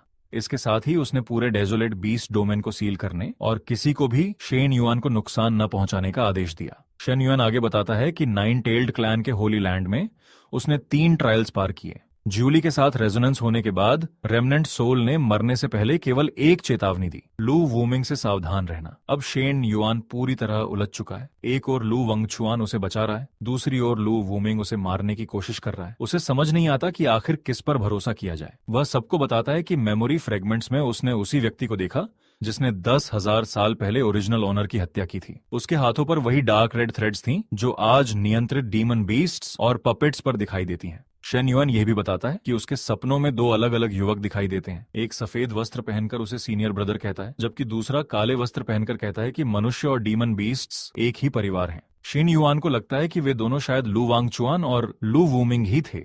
उसकी सबसे बड़ी समस्या ये है कि उसका अवेकनिंग अब भी केवल 70% तक पहुंचा है, इसलिए 10,000 साल पहले की सबसे महत्वपूर्ण घटना अभी भी उसकी यादों से गायब है। उसे अब तक ये नहीं पता कि उसे किसने मारा, क्यों मारा, और लू वांगचुआन तथा लू वूमिंग के बीच असली संबंध क्या है। व्हाइट टाइगर कहता है कि दोनों लू भाइयों पर आसानी से भरोसा नहीं किया जा सकता, लेकिन सेवेंथ गार्डियन पूरी कहानी बताता है। 10,000 साल पहले ओरिजिनल ओनर और लू ब्रदर्स ने मिलकर बीस्ट पैटर्न मैकेनिज्म बनाया था। बाद में लू वांगचुआन चाहता था कि सभी डीमन बीस्ट्स को सील कर दिया जाए, जबकि ओरिजिनल ओनर इससे सहमत नहीं था। इसी बात पर दोनों के बीच संघर्ष हुआ। उसके बाद लू वूमिंग और लू वांगचुआन दोनों गायब हो गए और कुछ समय बाद ओरिजिनल ओनर की लाइफ ऑरा भी समाप्त हो गई। सेवेंथ गार्डियन यह भी बताता है कि लू वूमिंग डीमन बीस्ट्स को नियंत्रित करने और उनकी ब्लड लाइन बदलने का काम करता था। अगर लू वांगचुआन सचमुच अभी तक जीवित है और उसी ने हेवनली डाओ अलायंस बनाई है, तो पिछले 10,000 वर्षों से वह लगातार डीमन बीस्ट्स को सील करता आ रहा है। अंत में सेवेंथ गार्डियन सुझाव देता है कि अब उन्हें सबसे शक्तिशाली एंशिएंट गार्डियन चांग हेंग से मिलना चाहिए। वो 8 गार्डियंस में सबसे मजबूत है और एज्योर ड्रैगन वैली के 10,000 ईयर कोल्ड पूल में रहता है। सभी तय करते हैं कि अगला पड़ाव वहीं होगा। शेन युआन और उसके साथी तय करते हैं कि शायद एज्योर ड्रैगन कांग हेंग से उन्हें 10,000 साल पुराने रहस्य के बारे में नई जानकारी मिल सके। उसी समय source of 10,000 beasts system detect करता है कि चांग हेंग के सीधे ब्लड लाइन डिसेंडेंट्स की ब्लड लाइन 10,000 वर्षों में लगातार कमजोर होती गई है। हालांकि उनकी कल्टीवेशन नासेंट सोल पीक तक पहुंच गई है, लेकिन ब्लड लाइन लगातार डिजेनरेट हो रही है। इससे शेन युआन को शक होता है कि कहीं चंग हेंग भी लंबे समय तक डोरमेंट रहने के कारण अपनी ब्लड लाइन न खो चुका हो। जब वे एज्योर ड्रैगन वैली पहुंचते हैं तो वहां के गार्डियन उनका रास्ता रोक लेते हैं। शेन युआन अपना परिचय देते हुए कहता है कि वह ओरिजिनल ओनर का रीइंकार्नेशन है और चांग हेंग को जगाने आया है, लेकिन सामने वाला गार्डियन उसकी बात पर विश्वास नहीं करता। वह कहता है कि पिछले 10,000 वर्षों में कई लोग खुद को ओरिजिनल ओनर बताकर यहाँ आ चुके हैं। पिछले ऐसे व्यक्ति को तो उसने मार ही डाला था। शेन युआन कहता है कि वह अपने होने का प्रमाण दे सकता है। तभी व्हाइट टाइगर आगे आता है और खुद को ओरिजिनल ओनर का एथ गार्डियन बताता है, लेकिन सामने वाला गार्डियन उसे देखते ही पहचान लेता है और 10,000 साल पुरानी घटना याद दिलाता है। वह हंसते हुए कहता है कि पिछली बार व्हाइट टाइगर यहाँ आया था तो उसने आउटर हॉल की 3 फ्लोर टाइल्स तोड़ दी थी। उसके कारण पूरी फॉर्मेशन एक्टिवेट हो गई थी और एंसेस्टर का 10,000 ईयर कोल्ड पूल लगभग नष्ट हो गया था। उस नुकसान को ठीक करने में पूरे 800 वर्ष लग गए थे, इसलिए अब भी उस पर भरोसा करना मुश्किल है। शेन युआन बात को आगे बढ़ाते हुए कहता है कि वह एक और तरीके से साबित कर सकता है कि वह ओरिजिनल ओनर है। वह तुरंत सामने खड़े ड्रैगन क्लैन के डिसेंडेंट की ब्लड लाइन की जांच करता है। सिस्टम पुष्टि करता है कि 10,000 वर्षों से ड्रैगन क्लैन की ब्लड लाइन लगातार कमजोर हो रही है। वर्तमान पीढ़ी केवल डायरेक्ट ब्लड लाइन होने के कारण किसी तरह टिक पाई है, लेकिन आने वाली पीढ़ियां पूरी तरह सामान्य ब्लड लाइन में बदल जाएंगी। शेन युआन कहता है कि वह इस ब्लड लाइन डिजेनरेशन का इलाज कर सकता है। सभी उसकी बात सुनकर हैरान रह जाते हैं। शेन युआन सिस्टम की सहायता से ब्लड लाइन की रुकावट को ठीक करता है। उपचार पूरा होते ही ड्रैगन क्लैन का सदस्य महसूस करता है कि उसकी ब्लड लाइन पहले से कहीं अधिक स्थिर हो गई है। पूरी ड्रैगन क्लैन खुशी से भर जाती है क्योंकि 10,000 वर्षों बाद पहली बार किसी ने उनकी ब्लड लाइन की समस्या का समाधान किया होता है। इसके बाद वे शेन युआन को इनर हॉल की ओर ले जाते हैं। रास्ते में ड्रैगन क्लैन का सदस्य चेतावनी देता है कि इनर हॉल तक पहुंचने के लिए एंसेस्टर ने 3 परतों वाली फॉर्मेशन बनाई थी। पहली लेयर आइस की है, दूसरी ड्रैगन माइट की और तीसरी 10,000 ईयर कोल्ड पूल की। पिछली बार व्हाइट टाइगर ने लापरवाही करके पूरी फॉर्मेशन बिगाड़ दी थी, इसलिए इस बार सावधानी से चलना होगा। इनर हॉल पहुंचकर वे एंशिएंट एंसेस्टर को प्रणाम करते हैं। ड्रैगन क्लैन का सदस्य घोषणा करता है कि जिस व्यक्ति का 10,000 वर्षों से इंतजार था वह आखिरकार आ गया है। तभी सिस्टम वार्निंग देता है कि 10,000 ईयर कोल्ड पूल का तापमान इतना कम है कि उसमें प्रवेश करते ही किसी भी कल्टीवेटर की 70% से अधिक स्पिरिचुअल पावर जम जाएगी। केवल नेसेंट सोल रियलम या उससे ऊपर का व्यक्ति ही वहां सुरक्षित प्रवेश कर सकता है। सभी शेन युआन को रोकने की कोशिश करते हैं, लेकिन शेन युआन कहता है कि चाहे स्पिरिचुअल पावर फ्रीज हो जाए, उसे नीचे उतरना ही होगा। वह समझाता है कि उसके पास फीनिक्स निर्वाणा और फायर एट्रीब्यूट बीस्ट पैटर्न्स हैं, ये फायर एट्रीब्यूट्स कुछ समय तक कोल्ड पूल की शक्ति का सामना कर सकते हैं। समय बहुत कम होगा, लेकिन उसके लिए इतना पर्याप्त है। शेन युआन कोल्ड पूल में उतर जाता है। जैसे ही वह अंदर पहुंचता है, सिस्टम वार्निंग देता है कि एजियो ड्रैगन कांग हेंग अभी भी डोरमेंट डिफेंसिव स्टेट में है। उसकी चेतना पूरी तरह जागी नहीं है, इसलिए वह सामने आने वाले हर व्यक्ति पर बिना सोचे हमला करेगा। अगले ही पल कांग हेंग का ड्रैगन टेल अटैक शुरू हो जाता है। उसकी शक्ति सीधे नासेंट सोल परफेक्शन स्तर की होती है। सिस्टम बताता है कि शेन युआन की वर्तमान स्पिरिचुअल पावर इस हमले को सीधे रोकने के लिए पर्याप्त नहीं है। स्थिति देखकर व्हाइट टाइगर आगे बढ़ता है। वह शेन युआन से कहता है कि वह चंग हेंग को जगाने की कोशिश करे, जबकि बाकी गार्डियन हमले को रोकेंगे। भीषण संघर्ष शुरू हो जाता है। उसी समय शेन युआन का अवेकनिंग फिर बढ़ने लगता है। अवेकनिंग लेवल 73% से बढ़कर 76% तक पहुंच जाता है। चंग हेंग धीरे धीरे अपनी नींद से जागता है। वह शेन युआन को ध्यान से देखता है और कहता है कि उसके शरीर पर ओरिजिनल ओनर की ब्लड लाइन और बीस्ट मार्क्स दोनों मौजूद हैं। इसलिए उसे विश्वास होने लगा है कि शेन युआन सचमुच ओरिजिनल ओनर का रिइंकार्नेशन है। सिस्टम भी पुष्टि करता है कि सामने मौजूद एंशिएंट गार्डियन वास्तव में एज्योर ड्रैगन चंग हेंग है। वह 8 ग्रेट डीमन किंग्स में दूसरे स्थान पर था। उसकी कल्टीवेशन नासेंट सोल परफेक्शन है और जागने के बाद उसकी डीमन पावर लगातार वापस लौट रही है। व्हाइट टाइगर खुशी से कहता है कि आखिर दूसरा भाई भी जाग गया। लेकिन चांग हेंग पहली ही बात में व्हाइट टाइगर को याद दिलाता है कि इस बार भी उसने फिर फ्लोर टाइल्स पर पैर रख दिया है। व्हाइट टाइगर तुरंत सफाई देता है कि इस बार उसने कुछ भी नहीं तोड़ा। समय कम होने के कारण चंग हेंग सभी को तुरंत इनर रीजन की ओर चलने के लिए कहता है। वह बताता है कि जितना नीचे जाएंगे कोल्ड पूल उतना ही अधिक खतरनाक होता जाएगा। आगे बढ़ते हुए कई आइस गार्ड्स उनका रास्ता रोक लेते हैं। चांग हेंग बताता है कि उन्हें हराने का सबसे आसान तरीका उनके सीने में मौजूद आइस क्रिस्टल कोर को तोड़ना है। लड़ते हुए व्हाइट टाइगर फिर मजाक करता है कि यह पुरानी सुरक्षा व्यवस्था 10,000 वर्षों से नहीं बदली। चांग हेंग उसे चुप रहने को कहता है और सभी को जल्दी आगे बढ़ने का आदेश देता है, क्योंकि ठंड लगातार बढ़ती जा रही है। कुछ ही देर बाद सिस्टम एक और शक्तिशाली शत्रु डिटेक्ट करता है। ये एक nascent soul perfection dragon soul construct होता है। सिस्टम तुरंत सलाह देता है कि यदि संभव हो तो इस लड़ाई से बचा जाए, लेकिन रास्ता बंद होने के कारण पीछे हटना संभव नहीं होता। ड्रैगन सोल सीधे शेन युआन पर हमला करता है। शेन युआन बिना पीछे हटे उसका सामना करता है। भीषण लड़ाई शुरू हो जाती है। व्हाइट टाइगर और बाकी सभी उसकी शक्ति देखकर हैरान रह जाते हैं। शेन युआन तुरंत योजना बनाता है। वो मो या और ज्यूली को ड्रैगन सोल का ध्यान भटकाने का आदेश देता है। फिर सेवेंथ और एथ गार्डियन को उसके ड्रैगन क्लॉज पकड़कर रोकने के लिए कहता है। वह केवल 3 सांसों का समय मांगता है। सभी उसकी योजना के अनुसार ड्रैगन सोल को रोक लेते हैं और शेन युआन उसी अवसर का उपयोग करके निर्णायक हमला करता है। ड्रैगन सोल को नियंत्रित करने वाला रेमनेंट गार्ड उसकी शक्ति देखकर प्रभावित हो जाता है। वह स्वीकार करता है कि केवल एक रेमनेंट सोल गार्ड होने के बावजूद शेन युआन ने उसकी उम्मीद से कहीं अधिक शक्ति दिखाई है। इसके बाद वह शेन युआन से पूछता है कि उसके शरीर पर ओरिजिनल ओनर की ऑरा और असली बीस्ट मार्क्स तो मौजूद हैं, लेकिन अगर उसकी मेमोरीज अभी भी केवल 70% तक ही जागी हैं, तो उसे 10,000 साल पहले की असली घटना आखिर कितनी याद है। शेन युआन शांत स्वर में जवाब देता है कि उसे अब भी केवल टूटी हुई मेमोरी फ्रेगमेंट्स ही याद हैं। पूरी सच्चाई अब भी उसके सामने नहीं आई है। चांग हेंग शेन युआन से कहता है कि उसकी यादें अभी भी पूरी नहीं हैं। उसे केवल 10,000 साल पहले हुई घटनाओं के कुछ टूटे हुए मेमोरी फ्रेगमेंट्स ही याद हैं, इसलिए अब वह बाकी सच्चाई बताता है। 10,000 साल पहले ओरिजिनल ओनर ने बीस्ट मार्क मैकेनिज्म की सबसे बड़ी कमी खोजी थी। हर बार जब कोई बीस्ट मार्क एक्टिवेट होता था, तब उस डीमन बीस्ट की डीमन सोल का एक बहुत छोटा हिस्सा उससे अलग हो जाता था। शुरुआत में ये बदलाव दिखाई नहीं देता था, लेकिन समय के साथ पूरी ब्लड लाइन कमजोर होती जाती थी। पीढ़ी दर पीढ़ी यह नुकसान बढ़ता रहता था और अंत में पूरा क्लैन नष्ट हो सकता था। सबसे पहले यह समस्या 9 टेल्ड क्लैन में दिखाई दी थी। उसी समय ओरिजिनल ओनर को बीस्ट मार्क सिस्टम की असली खामी का पता चला। इस खतरे को रोकने के लिए ओरिजिनल ओनर ने अपनी पूरी कल्टीवेशन की परवाह किए बिना सभी बीस्ट मार्क्स को काटने का फैसला किया, लेकिन ऐसा करते करते उसकी अपनी बीस्ट एसेंस लगभग पूरी तरह समाप्त हो गई।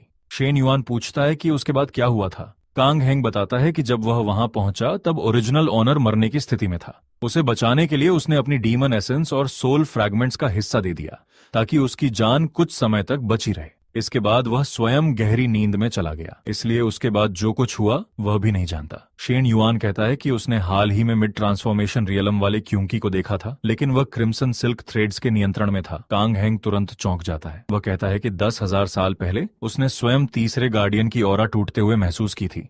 उसके अनुसार वह मर चुका होना चाहिए था। शेन युआन बताता है कि नियंत्रित अवस्था में होने के बावजूद क्यूंकी कुछ क्षणों के लिए होश में आया था और उसने उसे ओरिजिनल ओनर कहकर पुकारा था। चांग हेंग अनुमान लगाता है कि शायद उसकी रेमनेंट सोल पर किसी ने नियंत्रण कर लिया था, लेकिन अगर वह भी ओरिजिनल ओनर की तरह रीइंकार्नेट हुआ और फिर किसी ने उसे नियंत्रित कर लिया, तो इसका अर्थ है कि दुश्मन की शक्ति उनकी कल्पना से भी कहीं अधिक भयानक है। इसके बाद चंग हेंग सुझाव देता है कि अब उन्हें फिर से गार्डियंस के बीस्ट मार्क्स एक्टिवेट करने चाहिए। शायद इससे अवेकनिंग लेवल और बढ़ जाएगा तथा 10,000 साल पुरानी और मेमोरीज वापस आ जाएंगी। शेन युएन एक महत्वपूर्ण प्रश्न पूछता है, अगर पुराने बीस्ट मार्क्स डीमन सोल छीन लेते थे तो क्या इस बार भी वही होगा? चंग हेंग मुस्कुराकर समझाता है कि इस जीवन के बीस्ट मार्क्स पहले जैसे नहीं हैं। इस बार रेजोनेंस पूरी तरह टू वे है। अब ये डीमन सोल नहीं छीनती बल्कि दोनों पक्षों को एक दूसरे की शक्ति लौटाती है। 10,000 साल पहले वाली खामी अब मौजूद नहीं है। ये सुनते ही व्हाइट टाइगर सबसे पहले रेजोनेंस करने की जिद करता है। वो मजाक करते हुए कहता है कि वो 10,000 साल से दक्षिण दिशा में बैठा है और उसकी कल्टीवेशन लगभग रुकी हुई है। अब वो और इंतजार नहीं करेगा। शेन युएन रेजोनेंस शुरू करता है। सिस्टम घोषणा करता है कि एंशिएंट व्हाइट टाइगर शुआनमिंग रेजोनेंस सफलतापूर्वक एक्टिवेट हो गई है। व्हाइट टाइगर के बिखरे हुए डीमन सोल फ्रेगमेंट्स अपनी जगह लौट आते हैं। व्हाइट टाइगर तुरंत महसूस करता है कि उसकी शक्ति पहले से कहीं अधिक बढ़ गई है। वह खुशी से घोषणा करता है कि उसकी कल्टीवेशन आगे बढ़ चुकी है। इसके बाद सेवेंथ गार्डियन भी रेजोनेंस करता है। सिस्टम घोषणा करता है कि ancient black tortoise crescent moon resonance भी पूरी हो गई है। सेवेंथ गार्डियन के डीमन सोल फ्रेगमेंट भी वापस अपनी जगह पहुंच जाते हैं। सिस्टम लगातार नई घोषणाएं करता है। जैसे ही एंशिएंट एज्योर ड्रैगन का ब्लड लाइन पूरी तरह जागता है, उसकी कल्चरेशन लगातार बढ़ते बढ़ते एस्केंशन रियलम को छूने लगती है। उसी क्षण पूरे आकाश में एक दिव्य द्वार प्रकट हो जाता है। ऐसा लगता है कि अब एंशिएंट एज्योर ड्रैगन इस दुनिया को छोड़कर हायर रियलम में प्रवेश करने वाला है। लेकिन तभी अचानक एक रहस्यमयी हेवनली एनवॉय प्रकट हो जाता है। वह एंशिएंट एज्योर ड्रैगन का रास्ता रोकते हुए ठंडी आवाज में घोषणा करता है कि इस लोअर रियलम का कोई भी कल्टीवेटर या डीमन बीस्ट बिना अनुमति के एस्केंड नहीं कर सकता। इसके बाद हेवनली एनवॉय अपनी दिव्य शक्ति से पूरे क्षेत्र पर एक भयानक रिस्ट्रिक्शन लागू कर देता है। एंशिएंट एज्योर ड्रैगन पूरी ताकत से उस द्वार की ओर बढ़ने की कोशिश करता है, लेकिन वह अदृश्य शक्ति उसे जबरदस्ती वापस नीचे दबा देती है। उसकी कल्टीवेशन भले ही असेंशन रेल्म तक पहुंच चुकी थी, फिर भी वह हायर रेल्म में प्रवेश नहीं कर पाता। यहीं से सभी को पहली बार पता चलता है कि पिछले हजारों वर्षों से कोई भी कल्टीवेटर या डीमन बीस्ट इसलिए असेंड नहीं कर पाया क्योंकि हायर रेल्म के हेवनली एनवॉयज इस दुनिया को अपनी कैद में रखे हुए हैं। इसी बीच रेड टाइगर और एंशिएंट फाल्कन उस रहस्यमयी ब्लड पूल को नष्ट करने के लिए निकल पड़ते हैं। दोनों को विश्वास था कि वही जगह डार्क रेड करप्शन की जड़ है, लेकिन वहां पहुंचने पर उनका सामना अचानक लू वांगचुआन से हो जाता है। पहले तो दोनों उसे अपना दुश्मन समझकर हमला करने की तैयारी करते हैं, लेकिन लू वांगचुआन उन्हें रोक देता है और पूरी सच्चाई बताता है। वो पहले ही ब्लड पूल को पूरी तरह शुद्ध कर चुका होता है। इसके बाद वो दोनों को उसी ट्रांसफॉर्मेशन पूल के अंदर भेज देता है। पूल की शक्ति उनके शरीर और ब्लड लाइन को पूरी तरह बदल देती है और कुछ ही समय में दोनों की कल्चरेशन सीधे मिड नेसेंट सोल रियलम तक पहुंच जाती है। दूसरी ओर शेन युआन अपनी खोज जारी रखता है और आखिरकार उसका सामना थर्ड बीस्ट किंग से होता है। लेकिन वो पहले जैसा नहीं रहा था। उसका शरीर पूरी तरह लू वांगचुआन के नियंत्रण में था और डार्क रेड थ्रेड्स उसकी सोल को बांधे हुए थीं। एक भीषण लड़ाई शुरू होती है। शुरुआत में थर्ड बीस्ट किंग पूरी ताकत से शेन युआन पर हमला करता है, लेकिन जैसे ही ओरिजिन ऑफ ऑल बीस्ट्स का कमांड मोड सक्रिय होता है, शेन युआन उन डार्क रेड थ्रेड्स को एक एक करके तोड़ना शुरू कर देता है। लंबी और कठिन लड़ाई के बाद वह आखिरकार थर्ड बीस्ट किंग को उस नियंत्रण से मुक्त कर देता है। होश में आने के बाद थर्ड बीस्ट किंग बताता है कि असली दुश्मन जल्द ही सामने आने वाला है। वह शेन युआन को सीधी चुनौती देते हुए कहता है कि 3 दिन बाद समिट ऑफ ऑल बीस्ट्स पर अंतिम युद्ध होगा, जहां सब कुछ तय हो जाएगा। 3 दिन बीतते हैं और आखिरकार वह दिन आ जाता है। शेन युआन अपने सभी साथियों के साथ समिट ऑफ ऑल बीस्ट्स पहुंचता है।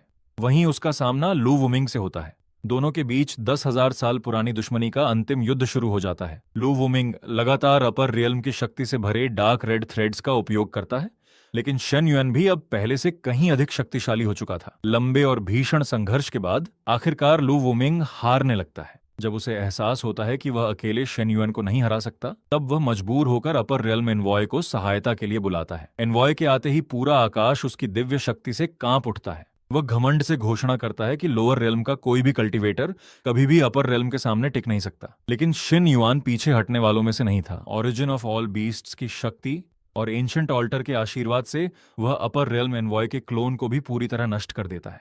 यह देखकर हर कोई स्तब्ध रह जाता है, क्योंकि इतिहास में पहली बार किसी लोअर रेल्म कल्टीवेटर ने अपर रेल्म के दूत को पराजित किया था। युद्ध समाप्त होने के बाद शेन युआन उस रहस्यमयी स्थान की ओर बढ़ता है जिसके बारे में 10,000 वर्षों से केवल किंवदंतियां सुनाई जाती थीं। ऑल्टर ऑफ हेवन के नीचे छिपा हुआ प्राचीन सील आखिरकार टूट जाता है जैसे ही एंशंट सील खुलता है, शेन युएन के सामने एक बेहद छोटा, गोल मटोल और देखने में बिल्कुल मासूम बिल्ली जैसा बीस्ट दिखाई देता है। उसे देखकर शेन युएन भी कुछ पल के लिए हैरान रह जाता है, लेकिन तभी origin of all beasts system सक्रिय हो जाता है और एक नोटिफिकेशन दिखाई देती है। सिस्टम बताता है कि यह ओरिजिन ऑफ ऑल बीस्ट्स का असली रूप बिल्कुल नहीं है।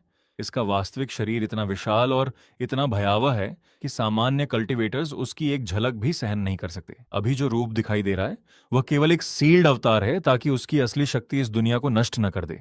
इसके बाद वह छोटा सा बीस्ट खुद बोलना शुरू करता है। वह गहरी सांस लेकर कहता है कि 10,000 साल पहले अपर रेल्म के लोगों ने उसे धोखे से सील कर दिया था। उन्हें उसकी शक्ति से डर था, इसलिए उसे ऑल्टर के नीचे हमेशा के लिए कैद कर दिया गया। इतने लंबे समय तक वह केवल किसी ऐसे व्यक्ति का इंतजार करता रहा जो ओरिजिन ऑफ ऑल बीस्ट्स को पूरी तरह जागृत करके उसे आजाद कर सके। अब आखिरकार शिन युआन ने वह काम पूरा कर दिया था। कुछ समय बाद पूरी दुनिया धीरे धीरे फिर से सामान्य होने लगती है। शेन युएन अपने साथियों के साथ शांतिपूर्ण जीवन बिताने लगता है। जूली भी हमेशा उसके साथ रहती है, जबकि वह छोटा सा ओरिजिन ऑफ ऑल बीस्ट्स हर समय उनके आसपास घूमता रहता है। देखने में वह बिल्कुल एक प्यारी सी बिल्ली जैसा लगता है, लेकिन सभी जानते थे कि उसके भीतर ऐसी शक्ति छिपी है जो पूरे संसार को पल भर में बदल सकती है। इसी दौरान हायर रियलम से एक और बुरी खबर आती है। शेन युआन द्वारा उनके एनवो को हराने के बाद अपर रीलम के शासक क्रोधित हो चुके थे। उन्होंने फैसला कर लिया था कि अब वे स्वयं इस लोअर रीलम में उतरेंगे और इस दुनिया का अंत कर देंगे। यह खबर सुनकर सभी के चेहरे गंभीर हो जाते हैं, लेकिन तभी वह छोटा सा ओरिजिन ऑफ ऑल बीस्ट्स आराम से जम्हाई लेता है, अपनी पूंछ हिलाता है और मुस्कुराते हुए कहता है, आने दो उन्हें। 10,000 साल से मैं भी उनका इंतजार कर रहा हूं। इस बार अगर वे इस दुनिया में आए तो मैं उन सबको एक एक करके निगल जाऊंगा। उसकी ये बात सुनकर कुछ पल के लिए पूरा वातावरण शांत हो जाता है। कोई भी विश्वास नहीं कर पा रहा था कि बिल्ली जैसा दिखने वाला ये छोटा सा बीस्ट पूरे अपर रियल्म को खुली चुनौती दे रहा है। यहीं पर इस सीजन की कहानी समाप्त होती है, लेकिन असली युद्ध अभी बाकी है। अगर आपको आज की कहानी पसंद आई हो तो वीडियो को लाइक जरूर करें। कमेंट करके बताइए कि आपको सबसे ज्यादा कौन सा मोमेंट पसंद आया। और ऐसी ही शानदार कल्चरेशन डोंगहुआ स्टोरी एक्सप्लेनेशन देखने के लिए हमारे चैनल को सब्सक्राइब करना बिल्कुल मत भूलिए। मिलते हैं अगली कहानी में।